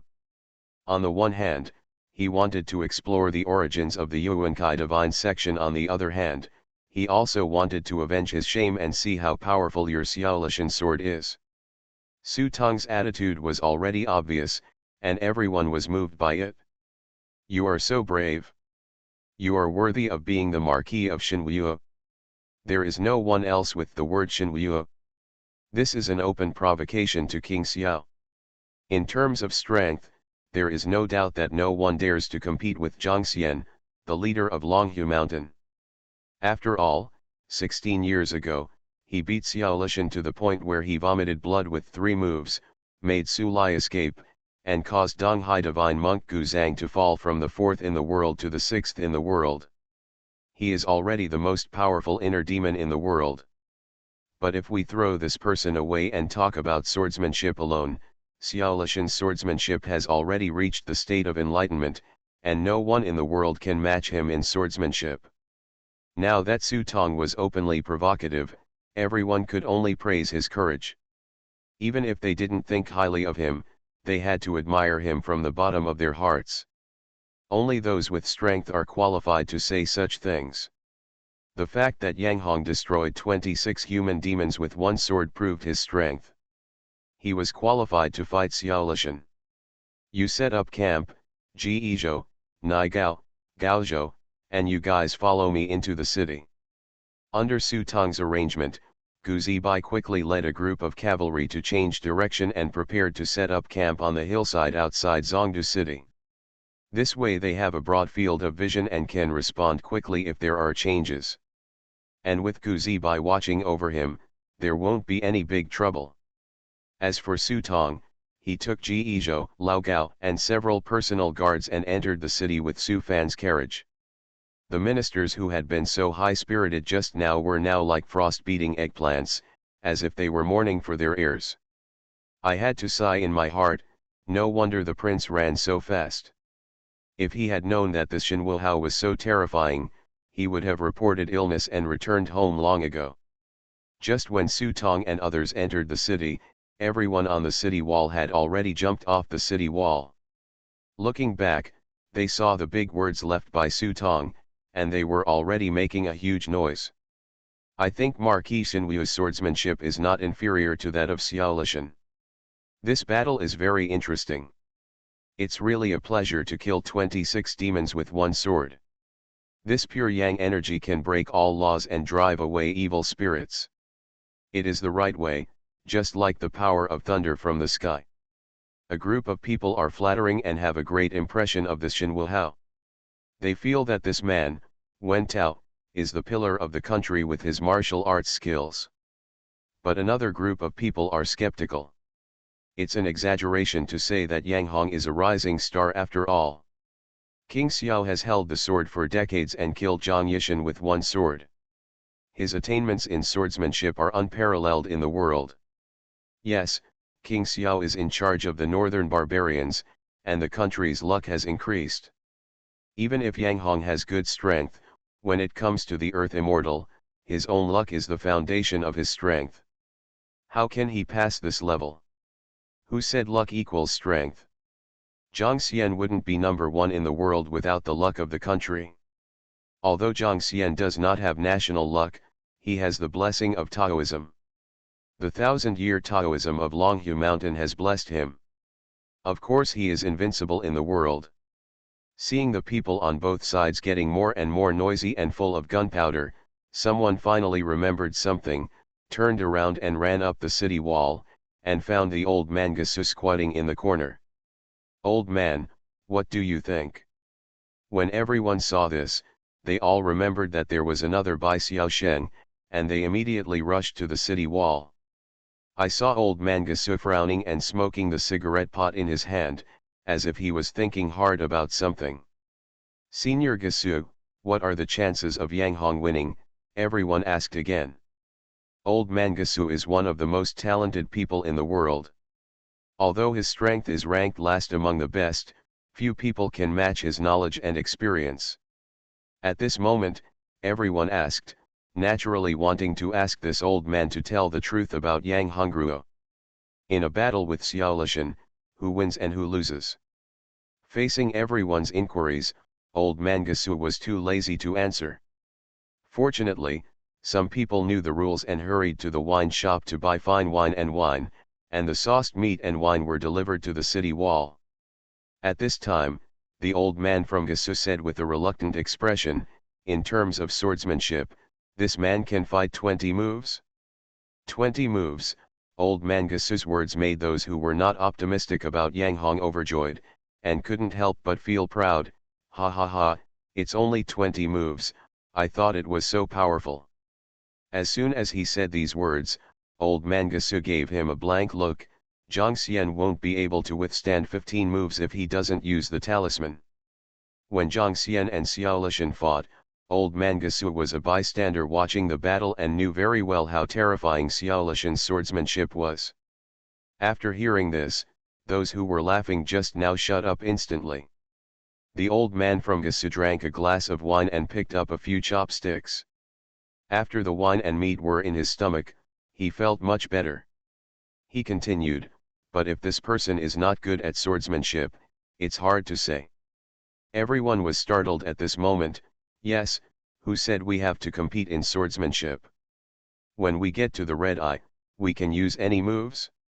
It is said that Yang Hong is not only skilled in swordsmanship, but also in talismans and even Buddhist magical powers. In the battle at Qinwuguan, didn't he use Buddhist magical powers to kick Dichu half to death? Coupled with Longhu Mountain's Zixiao Divine Thunder and the Second Soul, this person has many methods, and each of them is extremely powerful. In a real fight, Xiaolishan may not be able to take advantage. The old man from Gasu ignored them and took out a pamphlet and a charcoal pen from his arms. He lazily wrote only one sentence: on the 7th day of the 2nd lunar month, Marquis Shenwu entered Zhongdu city, and his sword energy soared into the sky. 30,000 meters away, a sword illuminates Dating Mansion. Master Marquis, Prince, please come this way. The carriage stopped in front of the mansion. Su Fan got out of the car and looked up. He suddenly curled his lips with dissatisfaction. Is this place a doghouse? Ah! The official responsible for the reception changed his expression and hurriedly explained, Your Majesty, you are just kidding me. This is the mansion where the envoy lives? Su Fan heard this, looked up and down, and waved to the reception officials in the foyer in front of him. Seeing this, the officials could only bite the bullet and come forward. Snapped. As a result, the next second, Su Fan slapped him and knocked him to the ground. This move immediately caused the expressions of the accompanying northern barbarian guards to change drastically, and they subconsciously grabbed their weapons. However, under Su Tong's inadvertent glance, these guards were struck by lightning, and each of them froze in place. For a moment, they were stunned. Drenched in sweat, unable to move. Su Fan shook his sore palm and said to himself, it seems that I need to prepare a board from now on, otherwise these barbarians are rough and thick-skinned, and they will hurt my hand if they hit me. Then he knelt down and stared at the receptionist. I feel cold even if my dog lives in this place. You. The official's expression flickered, but he didn't even dare to take a breath. Seeing this, Su Fan raised his head, looked around, and walked to Su Tong. Brother Yang, I can't find any place to stay in this place. How about we go directly to the palace to negotiate? Move your place early so we don't waste time here. Hearing Su Fan's words, the official in charge of the reception quickly got up and ran to Su Fan. This is not okay, this is against the rules, please respect yourself. It's a pity that this official's words are of no use in front of Su Fan. As for Su Tong, let alone that. Even 26 human demons have been killed by you, who dares to trouble this lord? Self-respect. When Su Fan heard this, he immediately became happy and raised his palm. The official was so frightened that he hurriedly hid behind him. Seeing this, Su Fan curled his lips, put his palm down, stepped forward, and poked this with his index finger. An official's chest. What do you think I'm doing here? I'm here to grab territory, people, money, and food. Do you really think I'm an envoy here to offer incense to your emperor? If there had not been a great victory at Langshan, then Su Fan would have no problem being an envoy. After all, since the imperial court sent an envoy, he did not want to fight. When he came to someone else's territory, of course he had to be pleasant. When it was time to pretend to be a grandson, it needs to be installed. But in the great victory at Langshan, the northern barbarians lost 100,000 wolf soldiers. Even the head coach Xiao Qi was chopped off by himself. Did he come to be his grandson? He came to be a robber. Who has a robber who politely kowtows to the owner when he comes in?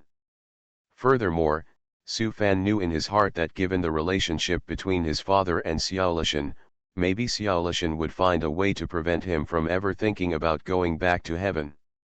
At this time, he was still polite, and he didn't pay attention to the etiquette of a big country. Go to hell. Su Fan's words made the reception official almost furious, thinking, this is so shameless. But he could only think about this in his heart, but he didn't dare to say a word out of his mouth. Who made the northern barbarians defeated? Who made those 26 worthies so vulnerable? Now they are nakedly saying that they are robbers, and I can only listen obediently. Their fists are not as big as theirs. Just when he was grimacing and wanting to try his best again, Su Tong suddenly raised his head and looked north, frowning, and soon heard a huge bell ringing from the northern palace. Dong dong dong dong. The huge bells rippled over the northern barbarian capital.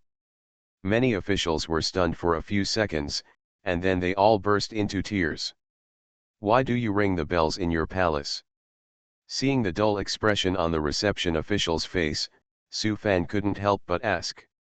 It was okay not to ask, but after asking, the official made a plop and knelt down in the direction of the Zhongdu imperial city. This. Su Fan opened his mouth when he saw this, and realized what had happened. There was only one situation in which the palace would continue to ring the bell, and that was the death of the emperor. According to the rules, from the day of the great mourning, the bells of various temples should be rung 30,000 times. Su Tong covered his forehead and glanced at Su Fan helplessly. Crowsy, why, now you really have to offer incense to others. Infinite Script Killing. Author, Guo Shui Gan Xiao. Chapter 1002. The emperor died, all affairs were suspended, the bells rang from day to night, and all the plans of Su Fan and others were disrupted. We can only book an inn to stay temporarily. As for the so-called embassy, it was shabby and small. Su Fan would not live there. Originally, he planned to rent a brothel. However, Su Tong considered that a place like a brothel was not as clean as an inn, so he simply gave up the idea to Su Fan. Until the evening, the inside story and details about the emperor's death were passed on. After all, there is no airtight wall in this world. Even though the palace has high walls, they can't stop people's eyes from gathering there. In addition, the emperor's presence in people's hearts is really low. It is difficult to attract everyone's attention this time. Of course, the news is flying all over the sky. It's quite funny to talk about this incident. Su Tong destroyed 26 demons with one sword. The emperor was so angry that he scolded his mother and started having fun again. He drank wine and ate meat. After drinking a bottle of cold wine, he lay down. He seemed to be asleep on the table. At that time, several of the eunuchs who were serving him thought that the emperor was drunk. When they realized that something was wrong with the emperor, they stepped forward to check his breathing. Oh dear, they discovered that the emperor was no longer breathing. When Su Tong and others heard the news, they couldn't help but look at each other. I didn't expect that the northern barbarian emperor died so mysteriously. The emperor of the northern barbarians is really useless. He only has the title of emperor. He wants power but no authority, and he wants money but no money. He has to rely on Empress Xiao to maintain the dignity of the emperor. In the end, he even died in such a miserable way. When Su Fan learned about the death of the Northern Man Emperor, he couldn't help but feel sorry for the unlucky emperor. After saying that, I then thought about it and thought about their Tianqian emperor. The only difference was that his unsatisfactory son couldn't have a better uncle than Yeliki. Okay, let's not laugh at the 50 steps and the 100 steps. Our emperor is not much different. Su Tong sat aside and drank tea. When he heard this, he just shook his head in his heart. It's not much different, just a few 100 million points. The emperor of the northern barbarians is a coward, but the emperor of Tianqian is different. Zhao Meng hides this guy so deeply that the description of him in the script in his hand is just a brush stroke. It can be seen that this person is definitely not the kind of emperor who is willing to be a puppet. Zhao Meng holds the innate divine fetus in his hand, and his strength is among the best. He asked Chen Lian to look up the celestial phenomena of comets hitting the moon, probably just to wait for this day and become a blockbuster. Su Fan looked at him like this, and he would inevitably be frightened by the strength shown by Zhao Meng in the future. Of course, Su Tong would not tell Su Fan easily about this. In his heart, Su Fan was very similar to his former friend. Who? Li 11, the great eunuch.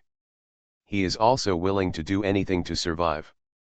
As long as he is given a chance, he will not miss it. Even if he castrates himself by himself, he will not show any mercy as long as he can survive. When this kind of person calls you a brother, he will treat you with all his heart, but when it is time for your brother to hurt you, he will be more ruthless than anyone else.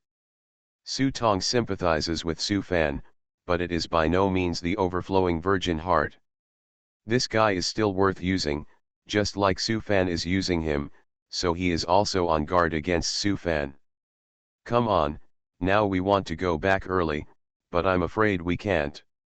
Su Fan rested his head on his hands and lay down softly on his back, looking as if he was beyond love. Are you so anxious to rush back? Seeing Su Fan's different attitude, Su Tong frowned and asked, or where did you get the gossip? Su Fan's expression changed slightly when he heard this, and he quickly sat up and explained, Brother Yang, I didn't mean to hide anything from you. I heard that Xiaolishan was in seclusion, so I wanted to use your power as soon as possible to carry out this mission. After the negotiation is concluded, let's go home early. Su Fan frankly confessed that he deliberately concealed Su Tong. When he said this, Su Tong probably understood what was going on. Su Fan was worried that once Xiaolishan came out of confinement and directly held him as a hostage in Bumen, he would be in big trouble. Don't forget, the relationship between Xiaolishan and Su Lai is not clear. It would be best to leave this matter to Xiaolishan, otherwise Su Lai will bear the bad reputation of killing his son. That's why he deliberately concealed this news, because he was worried that he would compete with Xiaolishan, and he must compete with Xiaolishan before leaving. After understanding Su Fan's thoughts, Su Tong was not angry. He patted Su Fan's shoulder and comforted softly, don't worry, no matter whether I am Xiaolishan's opponent or not, since I want to keep you safe, Xiaolishan shouldn't even think about it. I won't touch you at all. Facing Su Tong's relief, Su Fan seemed to feel a surge of heat in his heart, and Su Tong's figure in his eyes seemed to be covered with a layer of holy light. Looking at Su Fan, his eyes seemed to be about to burst out with stars, while Gao Zhou secretly rolled his eyes and thought to himself, another liar. When the Northern Man Emperor dies, according to the rules, the prince should preside over the funeral and complete the enthronement ceremony. But the unfortunate part is here. In order to avoid Yang Hong, Yeliki ran to the Yuankai temple early to preside over the consecration ceremony of the Yuankai temple. It took at least half a month for the news to spread. When Yeliki hurried back, it was another half-month. After coming and going, it is estimated that the emperor's corpse will almost turn into a smelly salted fish.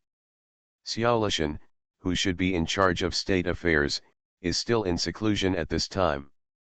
No one knows where he is in seclusion, and even if he knows, no one dares to disturb him. In the hearts of everyone, the emperor's life and death were far inferior to King Xiao's Kingxiu.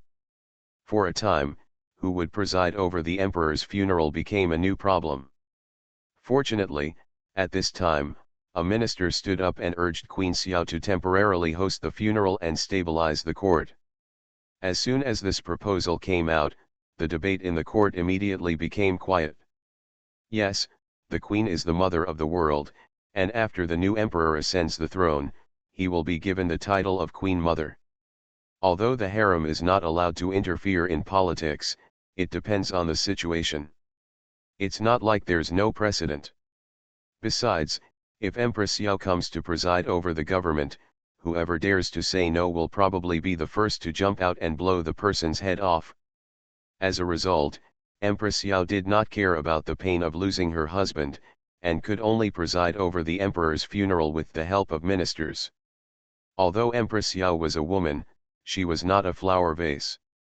Although it was her first time to listen to politics behind the curtain, with the strong support of the Xiao family veterans and the concerted efforts of all civil and military officials, state affairs and funeral matters were handled in an orderly manner. As a result, Su Tong and the others did not wait too long before there was news that they would be summoned to the court. However, it was only possible to summon the envoy Su Fan into the palace, which is understandable. After all, Su Tong was not the envoy this time. Although Su Tong could not accompany him, Su Fan was not timid at all this time. As long as Xiao Lishan did not leave the mountain, no one in the entire northern barbarians would dare to touch him. Su Fan was quite happy when he got the news. I feel that it is not without hope for me to leave Zhongdu as soon as possible. As a result, after Su Fan was ordered to enter the palace, he did not come back until evening. When he came back, his face was full of depression. Before Su Tong could ask, Su Fan had already started to complain. This Empress Xiao is a good girl. She knows how to talk in circles and gossip. When I asked her, she said she didn't understand the national affairs, and she had to wait until her son came back to enthrone the throne and the ceremony was completed before she could seal it. Su Fan told Su Tong verbatim all the details of his interview with Empress Xiao. After Su Tong heard this, he couldn't help but feel helpless. As the saying goes, softness can overcome strength. If Su Fan was facing Yeliki, or the old emperor who had passed away, he could press forward step by step. Even if you quarrel with the civil and military officials in the end, it is just a bargaining process in the end. But in the face of Empress Xiao, Su Fan had no chance to attack. The empress sat on the dragon chair in mourning and filial piety. Before Su Fan could speak, tears almost came out of her eyes. The appearance of a weak woman made Su Fan unable to open his mouth or move his legs. He finally seized the opportunity, but he didn't have time to finish 2 sentences. He either had a headache or cried softly. "Stand up." Su Fan was stunned for a moment, and Su Fan turned into submission, rambling in random directions, which made his head feel big. He is a Tai Chi master. Su Tong would not underestimate the queen just because she was a prostitute. Villains like Su Fan had suffered at the hands of the other party. I am afraid that the other party had made up his mind to wait until Xiao Lishan came out of seclusion. After hearing Su Tong's analysis, Su Fan started to worry. What should we do? We can't wait here forever, right? Humph. She thinks beautifully. Su Tong grinned. He was a master of Tai Chi and knew how to deal with such people. She wants to delay, doesn't she? Then let's be polite. Didn't you say we are robbers? Su Fan was not a fool. Hearing what Su Tong said, he understood immediately. He stood up and kicked the table in front of him over.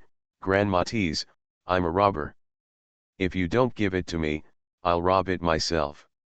After this curse, Su Fan suddenly became embarrassed. Then what are we robbing? Hey hey. Su Tong grinned. Of course it's a pain in the body, What are we robbing? After Su Fan was stunned for a few seconds, he suddenly came back to his senses. The two of them looked at each other and smiled. The dignitaries in Zhongdu City probably never imagined that they would be enjoying themselves at home, eating hot pot and singing little songs. While we were living our lives, the gangsters came. There are 2 more updates tonight. Infinite script killing. Author, Guo Shui Gan Xiao. Chapter 1003. Bang. The night was slightly bright, and just after the second watch, there was already chaos in Zhongdu. The Prime Minister on the right, Yellow 11, was lying on the bed holding his newly married concubine, and was about to kiss her when the dragon entered the fragrant abyss. Bang. The doorman kicked him away roughly. Old man, you are robbing, don't move, hand over all the gold, silver, and jewelry to me. Ouch. Yeluxi shivered with fright on the spot and rolled off the bed. When she looked back, she almost fainted from anger. She saw that the person who came to rob was none other than Tiangan's envoy, Su La's biological son, Su Lai Fan. This guy was shouting robbery, but without even a mask covering his face, he walked in the door carelessly holding a knife. When he saw it, Su Fan was immediately happy. Oh! You are so elegant, sir. At such an old age, you can still carry a gun and go into battle. I admire you, I admire you. Yeluxi's nose twisted in anger when faced with Su Fan's teasing, you are rude, get out. Su Fan's face turned cold when he saw this. He stepped forward and slapped Yellow 11 on the face. Old gangster, I'm so embarrassed. Hand over all the treasures and money in the family. I'm here to rob you, what etiquette should I tell you? Yeluxi was stunned by these 2 slaps. Su Fan ignored him, turned around, picked up the bag and started searching the room.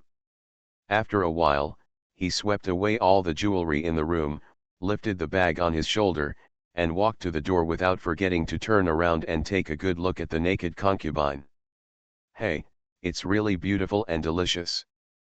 Please continue, sir. I'm in a hurry to go to the next one, so I won't disturb you. I'll treat you to tea another day. After Su Fan said that, he stood up and left.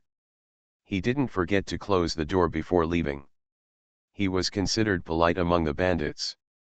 As soon as Su Fan left, Yellow 11, who was sitting on the ground, finally came back to her senses. Regardless of whether she was naked, she jumped up from the ground. Someone is here. After shouting, it took a while before the housekeeper came running over with a sad face. Yeluxi raised her hand and slapped the housekeeper on the face. You're blind, haven't you seen Su Fan? Catch him, arrest him. Yeluxi was also about to go crazy. She was the prime minister and a relative of the emperor, and she was so humiliated by Su Fan in her own mansion. It was such a shame and humiliation, a shame and humiliation. However, facing the anger of his master, the housekeeper could only lower his head and wait for the master to finish scolding before he said, Master, all the guards in our mansion have been tied up by Yang Hong, we dare not stop. Yang Hong. When Yellow 11 heard this name, her anger suddenly cooled down and her face darkened. Then you just watched him walk in so arrogantly. The housekeeper looked sad and thought, what else? We can't defeat him. Of course, he didn't dare to say this, so he could only say comfortingly, slave, has reported to the official position. Yeluxi snorted coldly when he saw this. What's the use of reporting to the official? Yes, let alone the reporting officer, even if the imperial army is transferred here, will it be enough to defeat a land god? Thinking of this, Yeluxi cursed inwardly that she was unlucky, and then said, forget it, just leave him alone and lock the doors and windows. What you will lose is just a little bit of money. It's not worth going to war. Fist is the last word. This account can only be recorded temporarily. After King Xiao comes out of seclusion, he can settle the old and new grudges together. However, when the housekeeper saw that his master was so open-minded, he felt relieved and quickly flattered him, "I am the Prime Minister and can support a boat. I don't take 100,000 gold in my eyes. I admire your magnanimity very much." Phi body cast. Humph. That's all you have? Wait, 100,000 gold? 100,000 taels of gold? Yes. As soon as Yang Hong entered the door, he released 5 furry things and scurried into the vault. In a moment, the vault was emptied. "Master, master, please come quickly." Before the butler could finish speaking, Yelu 11 fainted. But Yeluxi was just the beginning, and tonight was destined to be a sleepless night. I saw Su Fan walking forward with Ge Zhou and Gao Zhou. When I saw whose door was tall and big, I didn't care, just kicked the door open and rushed in. "Who is it? You are so brave. Do you know whose house this is?" "This is the residence of the Minister of Household Affairs." The servant rushed up angrily, but was kicked to the ground by Gao Zhou. "Get out of here, it's a wolf or a dog, we've already captured him today." Suddenly, screams and wailings broke out in the house of the Minister of Tobe. The 5 furry little guys dug around and soon a dozen large wooden boxes were moved out. When he opened it, he saw, dear, the shining silver jewelry. Needless to say, all of them were made by the people. There were so many things that Su Tong had to let go of the real thing and throw them in box after box. Report. Zhongdu Tanjiamen is responsible for the security of Zhongdu City, but today the door of the Yamen was almost smashed, and there was no movement at all inside. "Sir, is this really okay?" The master in the Yamen felt his scalp numb when he heard the banging on the door outside. Although the people outside were all dressed as servants, when he saw them, he would always call them Butler Wang, Butler Li, Butler Zhao, etc. whenever he saw them. The masters behind the scenes, from the prince to the immediate boss, none of them are easy to mess with. All these people came to complain in unison, but their boss actually turned them away. Thinking of this, the master felt that he might not be able to wear the title of master for long. As everyone knows, at this moment, the Lord Commander's heart is more like thousands of grass and mud horses galloping past. It was originally someone from the Prime Minister's residence who came to report to the official. As soon as he heard this, he quickly got up from the bed and did not dare to neglect at all. I thought to myself, who is this short-sighted person who dares to rob so blatantly, and even robs the Prime Minister's residence? Isn't this an old man who has eaten arsenic and died? But after listening to the Prime Minister's housekeeper explain the situation, Master Dutong said in his heart, "I can't afford to offend, I can't afford to offend. The gods are coming to rob them. How can ordinary people like them afford to offend them?" 26 human demons, what terrible monsters, slaughtered 6 towns and 3 cities in one night, a mountain of corpses and a sea of blood, killing countless people, but they were all killed by the opponent's sword. With the few wine bags and rice bags I had, whether I was seeking death or getting killed if I rushed over, it would be more satisfying to find a rope to hang myself on. So they don't dare to take care of this matter, and they can't take care of it. It's better to pretend to be dead. As for whether the court will punish him after this incident, the worst he can do is resign from office and go home to lie down. His father is a prince, who dares to kill him? Facing the master's inquiry, he waved his hands indifferently, picked up the melon seeds and put them in his mouth. "No matter what they do, I can't beat them if I go. If they piss them off, my life will be involved. No matter what they do, I can't defeat them a good deal." Seeing the hesitation on the master's face, he grabbed a handful of melon seeds and stuffed them into his hand. "Don't worry, the sky is falling. If you are tall, what are we afraid of? Let's eat melon seeds. Even if Queen Xiao is kidnapped today, let's not panic." Just when Lord Dutong made up his mind not to get involved in this matter, a man hurried over and knelt on the ground. Lord Dutong took a look. Isn't this his own servant? Suddenly, an ominous feeling suddenly arose in my heart. I heard the servant crying and shouting, "Master, take people back quickly. Our house has been robbed. Master is so angry that he may not be able to survive." Hearing this, the governor's face was stunned. He didn't expect that the melon seeds would reach his own home. After being stunned for a few seconds, he jumped up from the chair. "Quick, quick, copycat, take someone with you and go home with me." After saying that, he rushed out of the back door with all the officers and soldiers in the Dutong mansion. Before leaving, I didn't forget to slap the melon seeds in Master's hand on the ground. The actions of Sutong and others were too big. So much so that the whole country was in a state of uproar. It is completely like a bandit's behavior. Looking at the history books, it is unheard of and unprecedented.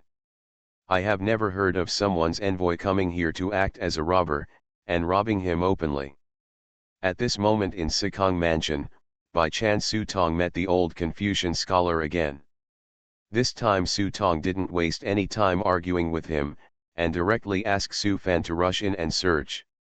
"You are a disgrace to elegance, you are a disgrace to elegance. You have ruined all the reputation that the sages have won for scholars all over the world." The old scholar pointed at Sutong sitting on the wall with a face full of grief and anger. The result was only a blank stare from Sutong. Su Fan went in and searched around. He was carrying a small wooden box with some trivial money in it. He threw the box away and grabbed the collar of the old scholar. "You just fooled me like this? Aren't you a first-class official? Why are you like this? So poor. Humph, I have nothing on my sleeves but nothing on my body. If you want my life, just take it." The old scholar raised his neck, looking like he would rather die than surrender. Sutong sat on the wall and waved his hands when he saw this. "Hey, we only rob money and don't hurt people. We also have ethics when we are bandits." As Sutong spoke, golden light appeared in his pupils, his divine vision was activated, and his eyes scanned the house like bright lights. After that, he released the 5 black mezons and pointed to the left corner. Suddenly, these 5 little guys rolled up and actually burrowed into the soil in the corner. After a moment, a big hole opened in the ground, and one after another sandalwood treasure chests were carried out by these 5 little guys. "Good guy, these boxes alone are worth a lot of money." Gao Zhou stepped forward and shook his head when he saw the box. The fine rosewood was inconspicuous, and there was also top-grade wood specially used by the royal family. These boxes alone were already worth a lot of money. "Don't move, those are all mine." Seeing that all his treasures were turned out, the old scholar didn't know where he got the courage. He pushed Su Fan away and rushed towards Gao Zhou. He looked like he was going to fight Gao Zhou desperately, which scared Gao Zhou. One jump. But when he came back to his senses, Gao Zhou's face darkened. He raised his hand, grabbed the old scholar's head, rounded his palms, and slapped it on him. "I want your sleeves to be clean, I want you to be a master and help the world, and I want you to be humiliated and polite." Pa bang bang. The 3 big mouths slapped him. How could the old scholar withstand such torture? He fell unconscious on the spot, but until he passed out, he was still muttering, "What's mine, is all mine. Oh, this is what is called, the master." Sutong glanced at the old scholar with disdain. At this time, his ears twitched slightly, and he turned to look behind him.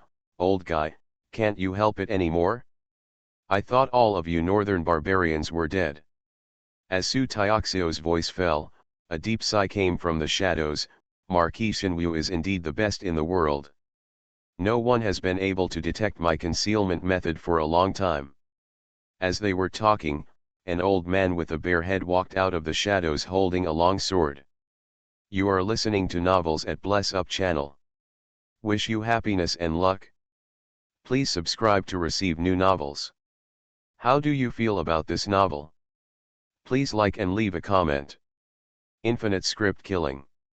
Author, Guo Shui Gan Xiao. Chapter 1004. The origin of this bald head is not trivial. Blue clothing, gold belt, and horsehide boots are the attire of the great prince's palace in the northern barbarians.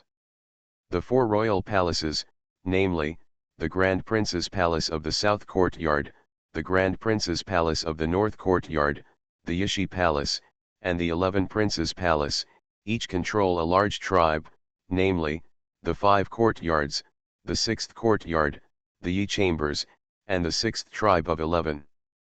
In fact, according to the rules, the status of the Prince's Palace in the North Campus is higher than that of the South Campus. Xiaolishan's overwhelming power has led to the power of the Prince's Palace in the South Campus over the past few years. Originally, the North Courtyard was unwilling to get involved, but Su Tong's movements were too great.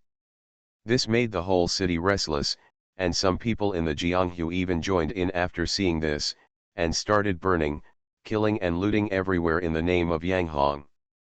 Anyway, Su Tong paid the bill in the end, and he would be a fool if he didn't rob. This time the nature has changed. The other 3 royal palaces had to send out experts to calm down the turmoil. Since this old man dared to bite Su Tong's hard bone, he naturally had extraordinary abilities. Old man, it's dark and the road is slippery, so be careful at your age. Su Tong said with a smile. Faced with Su Tong's sarcasm, the bald head could only show a smile. When you get older, you can't lie in bed and wait for death. You always have to move. If one day my grandchildren need me, I will. My old arms and legs are so old that I can't even move them. Su Tong could naturally tell that the old man's hidden intention was to use him as a backup. But he also has the qualifications to say such things. After all, this is an Earth Immortal, and he is an old monster who has been an Earth Immortal for a long time. Su Tong estimated that this old guy was at least 150 years old, which was earlier than the founding of the Northern Barbarians. He was the underdog of the Northern Barbarians. Marquis Shinwuo, let's talk. Okay, if you agree to our conditions, we will leave immediately. Su Tong always kept a smile on his face, but he did not give in at all in his words. Your conditions are too harsh. It requires the northern barbarians to give out 50,000 cattle and sheep every year, and also takes away the land of the 8 prefectures and counties. If I agree to this condition, the emperor will not agree to it, and neither will King Xiao. If we break the contract, then we will fight. Su Tong's expression darkened.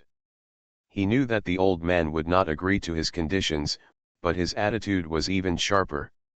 6 states of land, 80,000 cattle and sheep, how about it? The bald man was silent for a moment, and could only choose to take a step back and come up with a price that would make them feel painful. This price is already high, and it is also the sincerity that Baman can show. Such a price would be a good deal if it could give the northern barbarians a chance to recuperate. Su Fan was hiding behind the door. Hearing this answer, his face was already smiling. Originally, the court gave him the minimum limit of 3 continents and 40,000 cattle and sheep per year. However, when Su Tong opened his mouth, the price was doubled. After getting this price, it was already a bloody profit for him. What's more, they have now robbed so many gold and silver treasures. A rough calculation shows that they have at least millions of taels of gold. This amount of money can be said to be as rich as any country. Thinking of this, Su Fan almost shouted the words "I do" out of his mouth. As a result, Su Tong immediately said, "I don't want to." Su Fan almost choked this breath to death. I said, the land of 8 states will be exchanged. Su Tong's attitude was very firm and he gave no chance to bargain. The wrinkles on the old man's face were much deeper now, and he seemed to be preparing for a final struggle, but this time Su Tong did not give him a chance to speak. He used his hand to guide the edge. "See for yourself." When the old man heard the words, he raised his head and looked up. His expression suddenly changed. He saw smoke everywhere outside Zhongdu city. He turned his eyes to watch for a moment, and a fierce anger suddenly rose in his eyes. "You are so brave." It turned out that the smoke outside the city was the military camp where the northern barbarians were stationed near Zongdu. At this moment, Gu Zibai was leading 3,000 tiger and wolf cavalry, rushing straight into the camp. As the old man from Gasu said, these 3,000 cavalry were just a magic sword on the battlefield, unmatched by any army. However, in the blink of an eye, 3 battalions were defeated in a row, causing numerous casualties to the northern barbarian army. Su Tong sat on the roof, crossed his legs, and said with a nonchalant expression, "If you don't give it to me, I will take it myself. At worst, I will leave now and fight against the northern barbarians all the way and cede the territory to rule. If you don't accept it, we will see you on the battlefield." Buzz. When the old man heard this, he couldn't bear it anymore. He drew out his long sword and pointed at Su Tong.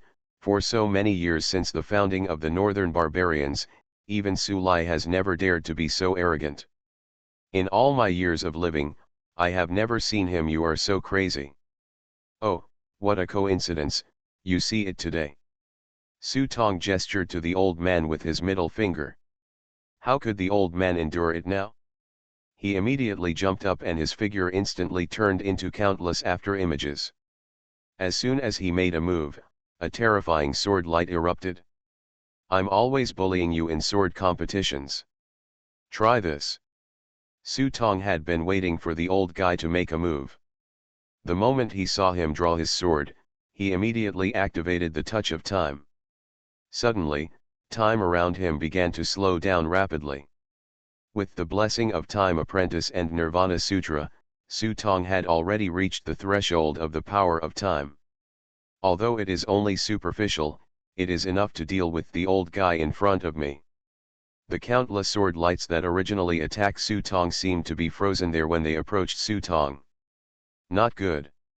Although the bald old man's strength was far from comparable to that of Xiao Lishan, he was still an old monster who had been practicing for many years. He immediately noticed the aura of time entwining himself, and decisively gave up attacking Su Tong and retreated quickly. "Old guy, you want to die with me?" Su Tong stood up, and suddenly the great Sun Ruyi furnace appeared behind him, a furnace like the sun, suddenly turning the night into day. Su Tong's thoughts appeared on his forehead one after another. His mind was moved. He just thought about it. The next moment, he saw countless pure yang swords flying out, and dense sword shadows, overwhelmingly hitting the bald old man. Ha ha! Seeing countless sword lights falling, the bald old man roared and waved the iron sword in his hand. The sword technique was simple and unpretentious, but it was majestic. A huge black moon rose. As the old man swung his sword, the surrounding void suddenly filled the air. Swallowed by this darkest world, it included the countless sword lights emitted by Su Tong. It turns out it's him.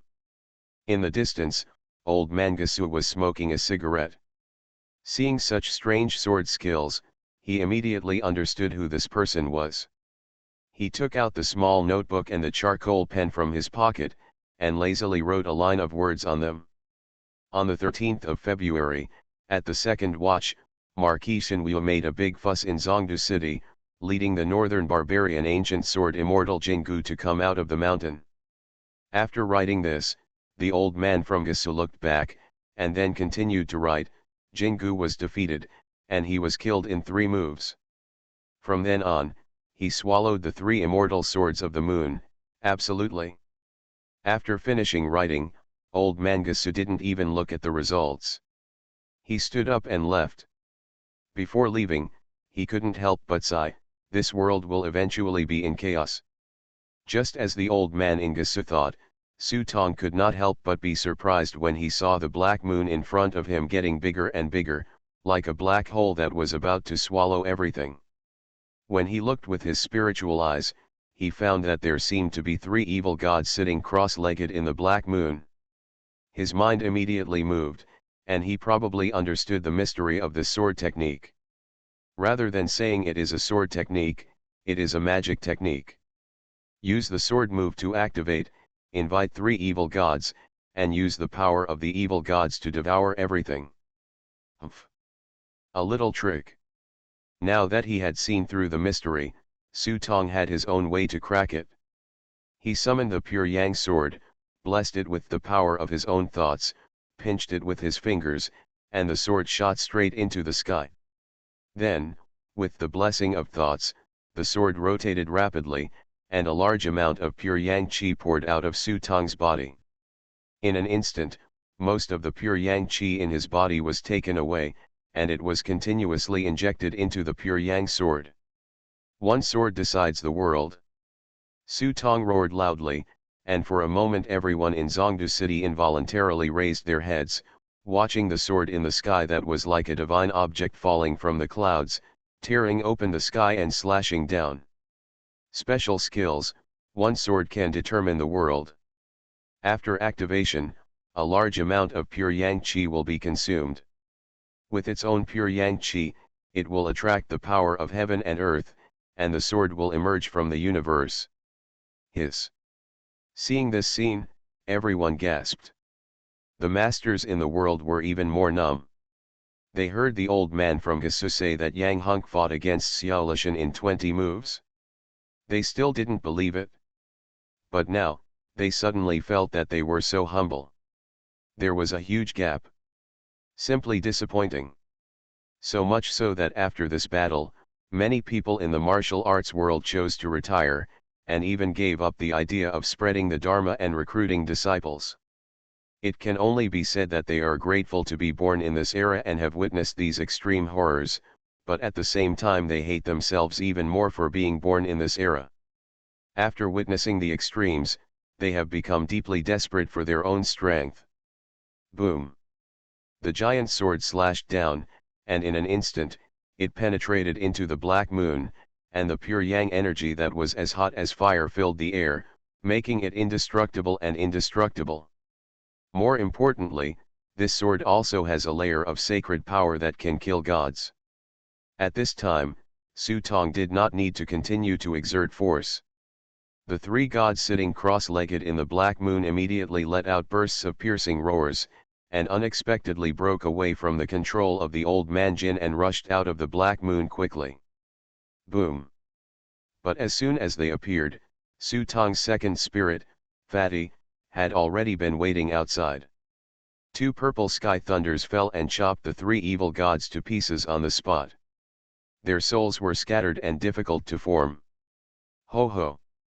At this time, a stream of light flew out from the entrance of the hall above Su Tong's head. It was Yun Xing, who usually sat cross-legged on the ferry stove. The little guy jumped on Su Tong's shoulder, opened his mouth and sucked, and with a huge suction force, he swallowed the 3 evil gods into his mouth. Su Tong didn't expect that this little guy would suddenly jump out at this time, and he was worried that it would eat up his stomach. As a result, after Yun Xiang swallowed these 3 evil gods into his mouth, he flew back to the entrance of the hall, faced the incense burner, and spit them into the incense burner. Hey, you still have such ability. When Su Tong saw this, he immediately felt relieved. When we get back, I will make a furnace of elixirs to make rations for you. When Yongxuan heard this, he immediately twisted his little tail happily. His pink and tender appearance was so cute. At the same time, on the other side, the blessings of the 3 evil gods were lost, and the black moon in front of him also shattered in an instant. The pure yang sword, like the sword that opened the sky, easily split the black moon, and the huge sword body slashed down against the ancient man Jin. Boom! Just waiting for a shocking loud noise, a huge sword mark struck from the east of the city to the west of the city. Infinite script killing. Author, Guo Shui Gan Xiao. Chapter 1005. Ha ha ha ha, okay, okay. In the land of 8 states, there are 60,000 cattle and sheep, and 3 million kilograms of grain and grass every year. Su Qiaozu, you gave birth to a good son. In Tianqian Imperial City, Zhao Meng in Daking Palace was already smiling from ear to ear. All the ministers were also high-spirited and proud, as if they were there for peace talks. No wonder everyone looked so proud. Such a result is a brilliance that has never been achieved since the founding of Tianqian, and is even enough to be recorded in the annals of history and leave a mark in history. Your Majesty has given you too much praise. Thanks to His Majesty's blessing and the power of Marquis Xinwu, I just got a small advantage, and it can't be regarded as any merit. There was no expression on Su La's face. Faced with Zhao Meng's praise, he simply put all the credit on Yang Hong, the Marquis of Xinwu. As soon as the statement came out, it attracted the approval of many people. Because Yang Hong's move was so shocking, he struck down Zhongdu city with one sword, making all countries in the world applaud. It also really shocked the world of martial arts. Even now in the Jianghu rankings, Su Tong is already second only to Xiao Lishan, ranking 4th in the world. That's true. Zhao Meng smiled and nodded. It was undeniable that Marquis Xinwu took the greatest credit. On the first day of his trip to the northern barbarians, Zhou Yashen was scolded so much that he ran away crying. I thought that the Xinwu Marquis would calm down for a while. But the next day, there was a huge commotion in Zhongdu city, and even Zhongdu city was slashed with swords. It is said that Zhongdu city was now divided into two by a huge sword mark, and the sword energy has not dissipated and cannot be buried. As a result, the northern barbarians could only attract river water and pour it in, creating a river in the city, thereby using the power of the river water to slowly wash away the sword energy in it. Ha ha ha, Marquis Xinwu's sword gave the northern barbarians an advantage. One of the ministers laughed loudly and said. Zhao Meng was stunned. Why do you see it? Just listen to the minister say, I heard that this river is now called Chunyang River by the local people. Many restaurants use the river water to make wine. The wine contains a bit of pure yang energy, which can correct their mood. Not only that, the local people are rushing to drink the water from the river, saying it can cure all diseases and is more effective than elixirs. They say it has set up a merit monument beside the river. As soon as these words came out, everyone burst into laughter and praised Yang Hong. Of course, some people in this praise could not help but say, this kind of good thing cannot be exclusive to the northern barbarians. It should be given to the northern barbarians. Marquis Xinwu is back to take charge of the river project, and we need to cut more Chunyang rivers. Of course, no one takes such words seriously on this occasion. What is the temperament of Marquis Xinwu? If they don't agree with each other, he will draw his sword and kill him. To say that he is young and frivolous is to be polite. It should be said that he is a crazy genius. Let this lord take charge of repairing the river? If such stupid words were really said in front of him, I'm afraid that the first river would be built on his own head. It is said that after this incident, the next day, the civil and military officials of the northern Manchu dynasty were in mourning, forcing Queen Xiao to agree to Su Fan's request as soon as possible and divide all the 8 states as compensation. I just want these plague gods to be sent away as soon as possible. Of course, the money and treasures that were robbed from them will never come back. Your Majesty, I heard that the northern barbarian swordsman Jinggu was killed by Marquis Xinwu with one sword. This is really a great news. When this man followed the northern barbarian Tasia to open up the territory and found the country, he also killed many masters of our heavenly stem. Now to punish someone is to inform heaven and earth to comfort the souls of the dead. An old minister suggested.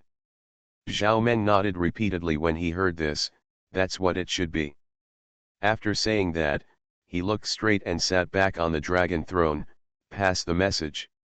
Upon seeing this, all the ministers immediately suppressed the smiles on their faces and stood at attention waiting for the order. Su La's son, Su Fan, is wise, brave, loyal and patriotic, and is a role model for the young people in the world. Su Fan is named the king of Xiangjun, and is also given 300 taels of gold and 10,000 acres of fertile land. Marquis Xinwu Yanghong has made great achievements in the world, opened up new territories, and shocked China. He named Marquis Xinwu as the Prince of Xinwu, and was given 9 tins, 10,000 taels of gold, 50,000 fertile fields, and 3,000 servants. General Wu Ji has made great contributions to the country for thousands of years, and the great victory at Langshan has achieved this result. He was granted the title of Duke of the State, ordered Si Tianjian to be placed in the Ministry of Household Affairs, and a temple of merit was built for him in his hometown. After 3 consecutive imperial edicts, all civil and military officials in the court felt envious in their hearts. Who do you envy? Su Fan, this county prince is almost picked up for free. With the god Xinwu supporting him, and a dog, he can chew a piece of meat from the northern barbarian. Su Qiaozu. Zhao Meng looked at Su Lai. I'm here. Su Lai strode forward and bowed to Zhao Meng. I plan to set off to Hongshan the day after tomorrow to worship the heaven and earth and comfort the ancestors. I will ask Qiaozu to take care of the matters in the court. Zhao Meng said softly. In fact, Su Lai would do this without Zhao Meng's instructions. After all, Su Lai had been controlling the government for more than a day or two before this. In recent years, Su Lai has slowly handed over his authority to the emperor, but it has only been limited to insignificant gifts and memorials. But Zhao Meng didn't have many opportunities to use this right. This is why when Su Tong learned about his amazing achievements in Xinwu Pass, he was so generous to give him a marquee. After all, this kind of opportunity to exercise authority is too rare, and Su Tong's record is indeed amazing enough to directly give Su Tong the treatment of becoming a prince after a battle. Your Majesty, don't worry. I will do my best and there will be no room for failure. Su Lai bowed his hands respectfully to accept the order. Okay, Zhao Meng nodded with satisfaction, and suddenly remembered something. Hey, by the way, did the messenger say when Prince Xinwu will come back? This. Su Lai frowned and looked at the Minister of Etiquette next to him. Upon seeing this, the Minister of Rights could only smile bitterly and said, Your Majesty, Marquis Xinwu, no, Prince Xinwu. It seems that he has no intention of returning to the court. It seems that he wants to travel around the world for a while. As soon as these words came out, all the ministers immediately started talking. Several ministers who saw Su Tong's displeasure immediately jumped up and said, No one cares about him when he wants to travel, but he still has 3,000 magic soldiers under his command. Why don't he bring them to him, Gon? Old Mangasu's evaluation of these 3,000 divine guards has already spread throughout the world. It is known all over the world as the divine sword on the battlefield. They had heard about this team for a long time, and originally wanted to see it in person, but they didn't expect that Su Tong actually took this magic sword away. Soldiers are the most important weapon of the country. What the prince is doing is even inappropriate. Yes, leading troops into the rivers and lakes, isn't this a joke? It's a violation of the rules. Faced with the dissatisfaction of the ministers, Zhao Meng started to fight. There is something wrong, but isn't this with Su Fan? Just think of it as protecting Su Fan. As soon as Zhao Meng said these words, everyone immediately shut up. Zhao Meng's words were too beautiful. What could they say to protect Su Fan? Can we say that Su Qiaozu wished that his son would die early? Seeing that everyone was silent, Zhao Meng looked at Su Lai with a smile. Does Su Qiaozu think there is something wrong with my arrangement?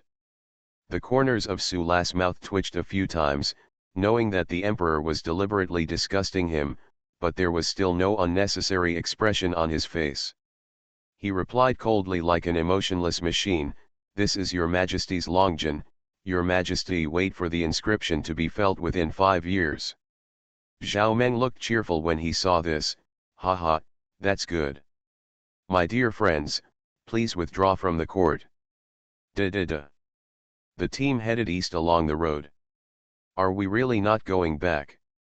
On the carriage, Su Fan poked his head out and asked Su Tong. Aren't you afraid that your father will kill you if you go back? As far as I know, Lu Ji has given birth to a boy. Mother and son are safe. Let's rush back just in time to drink the full moon wine. Su Tong said half-jokingly. Li Bo stayed in Linen Mansion, and he would promptly inform Su Tonglei of any disturbances in Linen Mansion through the team channel. This included the news that Emperor Zhao Meng had made him a prince, and of course the fact that Zhao Meng left Linen Mansion and went to Hongshan to pay homage to the souls of the dead. Zhao Meng suddenly left the court at this moment. Su Tong guessed that it was probably related to the innate divine fetus. Anyway, this guy was not a fuel-efficient lamp, so it would be better for him to grow up. Su Fan's face suddenly turned into a bitter look, not to mention how uncomfortable it was. After being depressed for a while, he said, "It is always better for my father to kill me than to fall into Xiaolishan's hands. We have really caused trouble in Bumen this time. If Xiaolishan comes out of seclusion, I'm afraid the first thing he will do is to hunt him down." Since Su Tong slashed open Zongdu city with one sword, the huge northern barbarians have regarded Su Tong as a blood enemy. It is said that Queen Xiao was so angry that she fainted several times. Based on this, if Xiaolishan did not kill Su Tong after he came out of seclusion, I am afraid that the civil and military officials of the northern Manchu dynasty would not be happy. I don't think so. Su Tong raised his head and analyzed for Su Fan. When we go back, we have to face the pressure from your father and the entire court. When the emperor travels, we don't even have any support. Your father controls the military and political power. Why don't we just follow him when we go back? It's the same as playing, it's better to be outside. As for Xiaolishan, Su Tong grinned, do you really think I was made of mud? He is the one I am waiting for. The confidence Su Tong showed calmed Su Fan's restless mood for a moment. When he thought about it, it was the same reason. They were much safer outside than back home. Then where are we going now? Su Fan looked in the direction and asked Su Tong. Go to Songshan. Songshan. Su Tong's eyes flashed with a cold light, and he said in a deep voice, the Yuankai divine sect has established a temple in Songshan Mountain, why don't we go and support it? He has not forgotten that this time he came to the northern barbarians, not because of his modest family fortune. The real purpose was the Yuankai god section. No, to be precise, it should be the Yuankai god behind the Yuankai god sect. It's a chess game among immortals. Kill one of them first, and then free up your hands to deal with the one on top of the immortal. Just when Su Tong was thinking about how to deal with this vitality god, suddenly there was a sound of fighting in the distance. Su Tong's mind was moved, and he opened his eyes. When he looked around, he saw two people on the mountains in the distance. The figures were fighting fiercely. One of them, with a cigarette rod in his hand and a head full of white hair, was none other than the old man from Gasu, a famous scholar from the world of martial arts. Su Tong had noticed this old guy when he entered the city in Zongdu. After all, the land god, Su Tong said it would be difficult not to pay attention. But he didn't expect to meet him here, and the person he paid more attention to was the person who fought against the old man from Gasu. This man was wearing a silver-white cloak, holding two strange weapons in his hands. One end had a red-hot palm shape connected to a handle about 1 meter long. What's even more surprising is that when this person takes action, a surge of overbearing masculine energy is unleashed, like a wildfire setting a prairie fire, burning the surrounding void. What a domineering masculine force! When Su Tong saw this, he couldn't help but be shocked. Lao Gao, Lao Bai, keep going forward. There's a fight over there. I'll go take a look. Su Tong said something in the team channel, and immediately jumped into the air. 6 thoughts like stars flew out from the center of his eyebrows, wrapped around his body, forming a strange force field, and quickly rushed towards sky. What is a magical means? The most typical one is being able to fly. This does not rely on the ability of any prop card, but truly allows you to fly at will with just a thought. It is the same as being able to shrink the ground into an inch after becoming enlightened. All are standard capabilities. Of course, Su Tong's current ability is far from being called a god. At best, he can only be regarded as a pseudo-Xian. Therefore, this method is fine for short distances, but over time, it is far less comfortable than sitting on Sun Li. The flying speed was very fast, but in an instant, they were over the place where the two were fighting. Taking a closer look, I saw that the old man from Gasu was already at a disadvantage, and when he waved the cigarette rod in his hand, he waved out a fantastic 7-color smoke cloud. No matter how hard the opponent's masculine energy hit the smoke, it didn't move at all. Old guy, you are becoming more and more difficult to deal with, but you rank me 7th in the world. I have to settle this debt with you. Seeing this, the silver-robed man swung the palm hook in his hand more and more heavily. With one blow, it seemed to have tens of millions of kilograms of force, carrying a terrifying masculine power, splitting mountains and seas, like a giant dragon falling. The 7th in the world. Su Tong narrowed his eyelids, listening to the man's voice, and immediately guessed that this person's identity was probably the original number 5 in the world, true Lord Nine Yangs. Isn't this guy in the desert? How come he appears here? When he was suspicious, he saw old Mangasu calmly raising his cigarette rod to block it, and at the same time he raised his hand and sprinkled a handful of black ash. As soon as this black ash was spilled, it turned into ink stains that covered the sky like magic, turning the surrounding world into a black snowflake. At this moment, Zhuyang Zhenjun's face suddenly became solemn, and he did not dare to show any slightness. He inserted the claw hook in his hand on the rock at his feet, stepped on the claw hook with one foot, clasped his hands round, and shouted, "Rise! Rumble, rumble!" For a moment, vigorous masculine power surged out from behind true Lord Zhuyang, turning into 9 golden crows. As they soared and spread their wings, the surrounding land suddenly turned into a sea of purgatory fire. Zhuyang Zhenjun, the ancient Tibetan divine monk, has broken through the inner demons, and his strength is no longer what it used to be, ranking 5th. The swordsmanship of Shin Wuhao is magical, his methods are endless, and his pure yang energy is much purer than you. Since you are the 4th, if you don't accept it, why bother me by fighting with them?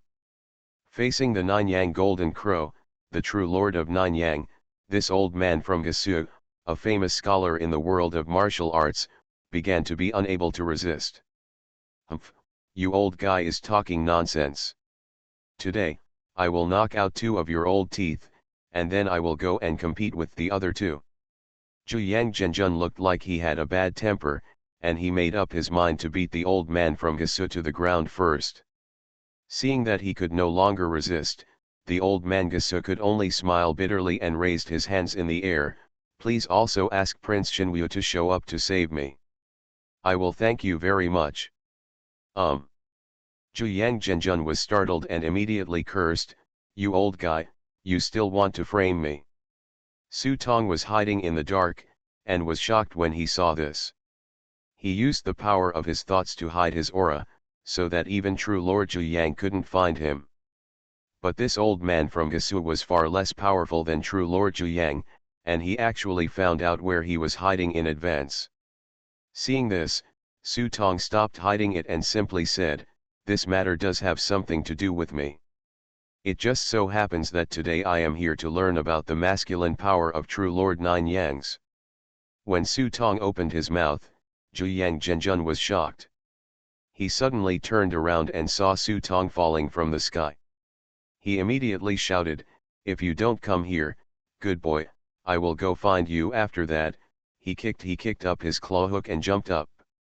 9 golden crows circled around him and rushed towards Su Tong. Seeing this, Su Tong was not polite. He called out the pure yang sword in his hand, and the great Sun Ruyi furnace appeared behind him, Huo 11. With a slash of the sword, the pure yang fire turned into a sky-covering giant tiger and collided with the golden crow flying from true Lord Nine Yangs. Boom! After the collision, Su Tong felt the opponent's masculine power coming like an overwhelming force, and immediately summoned the Xianyuan shield to block it in front of him. At the same time, dense dragon scales appeared on the body, and he slashed with all his strength with his sword. At the moment when the Xianyuan shield exploded, the sword edge slashed a sword light in front of him, splitting this huge force. Zhenjun Zhuyang didn't have that good luck. He was hit hard by Su Tong's pure yang energy. 3 of the 9 golden crows suddenly broke. He fell to the ground with his toes on the ground, making big footprints one step at a time. He took 3 steps back to stop this force. When the old Mangasu saw this, he immediately took out a small notebook and wrote on it with charcoal, on February 28, in the Nameless Mountains, Zhuyang Zhenjun and Prince Xinwu were fighting swords. The 2 of them decided to win or lose with one move. Yang Zhenjun took 3 steps back before he could stand still. Old Mangasu was writing and reading at the same time, causing Zhuyang Zhenjun's face to darken, and he cursed, "Old man, don't write blindly, I only took 2.5 steps back." As he spoke, he raised his left foot and showed old Mangasu that there was only half a footprint under his foot. I don't know if it was revenge, but the old man ignored Zhuyang Zhenjun, and then added, "Zhuyang Zhenjun is cheating, claiming to be 2.5 steps. Good guy, you really can't mess with someone who holds a pen." Zhenjun Zhuyang's face darkened and he could only greet the old man's daughter and granddaughter with a curse. Then when he looked at Su Tong, a smile appeared on his face. And cupped his hands towards Su Tong. Awesome, people in the world say that there is a rising star with a pure yang energy that is stronger than mine. I thought this bastard was deliberately irritating me, but I didn't expect it to be true. Little brother, I admire you. This true Lord of 9 Suns has a rugged appearance and is also upright. Thinking about it, if you have a sinister and vicious personality, it is really impossible to cultivate this masculine spirit to such a state. When Su Tong saw the Chunyang sword put away, he jumped down to the ground. Seeing that the Zhuyang true lord was bold and generous, he held his hands and said, "I just took advantage of the true lord's strength to get an advantage. Ha, if you lose, you lose. Where can I get any advantage for you? It's just this old thing, and it doesn't take much effort from me." Zhuyang Zhenjun waved his hand and admitted directly that he was no match. When the old man from Gasu heard the words, he immediately wrote in a small book, "Zhuyang Zhenjun thinks he is invincible and is willing to be defeated." Now Zhuyang Zhenjun's mouth twitched with anger, and he thought to himself, "You old guy is very vindictive." However, he didn't want to argue with old Mangasu anymore. He stepped forward and suddenly reached out to hold Su Tong's arm. "Let's go have a drink. You are not your opponent in this fight. I don't believe you can beat me at the wine table." After saying that, he glanced at the old Mangasu and said, "You guys, come together." Su Tong saw that this man was very rough, so he simply followed him for a drink. The 3 of them were land gods.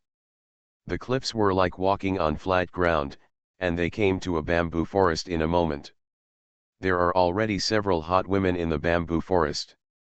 They have prepared wine and food and are waiting for Zhuyang Zhenjun. After Zhuyang Zhenjun sat down with Su Tong and old Mangasu, he shouted, "Quickly, take out the Yubing Shao I treasured." The woman nodded, took out a frozen wine bottle from the carriage behind her, and brought it to the table. Zhuyang Zhenjun stretched out his hand and touched it, and the masculine energy melted away the solid ice. "The wine will then be poured by yourself." Su Tong picked up the wine glass and took a look. He saw that the wine was like amber, with a strange fragrance. He picked up the wine glass and drank it all. For a moment, I felt a chill coming over me, and a moment later a strange warm feeling rose from my lower abdomen. Good wine.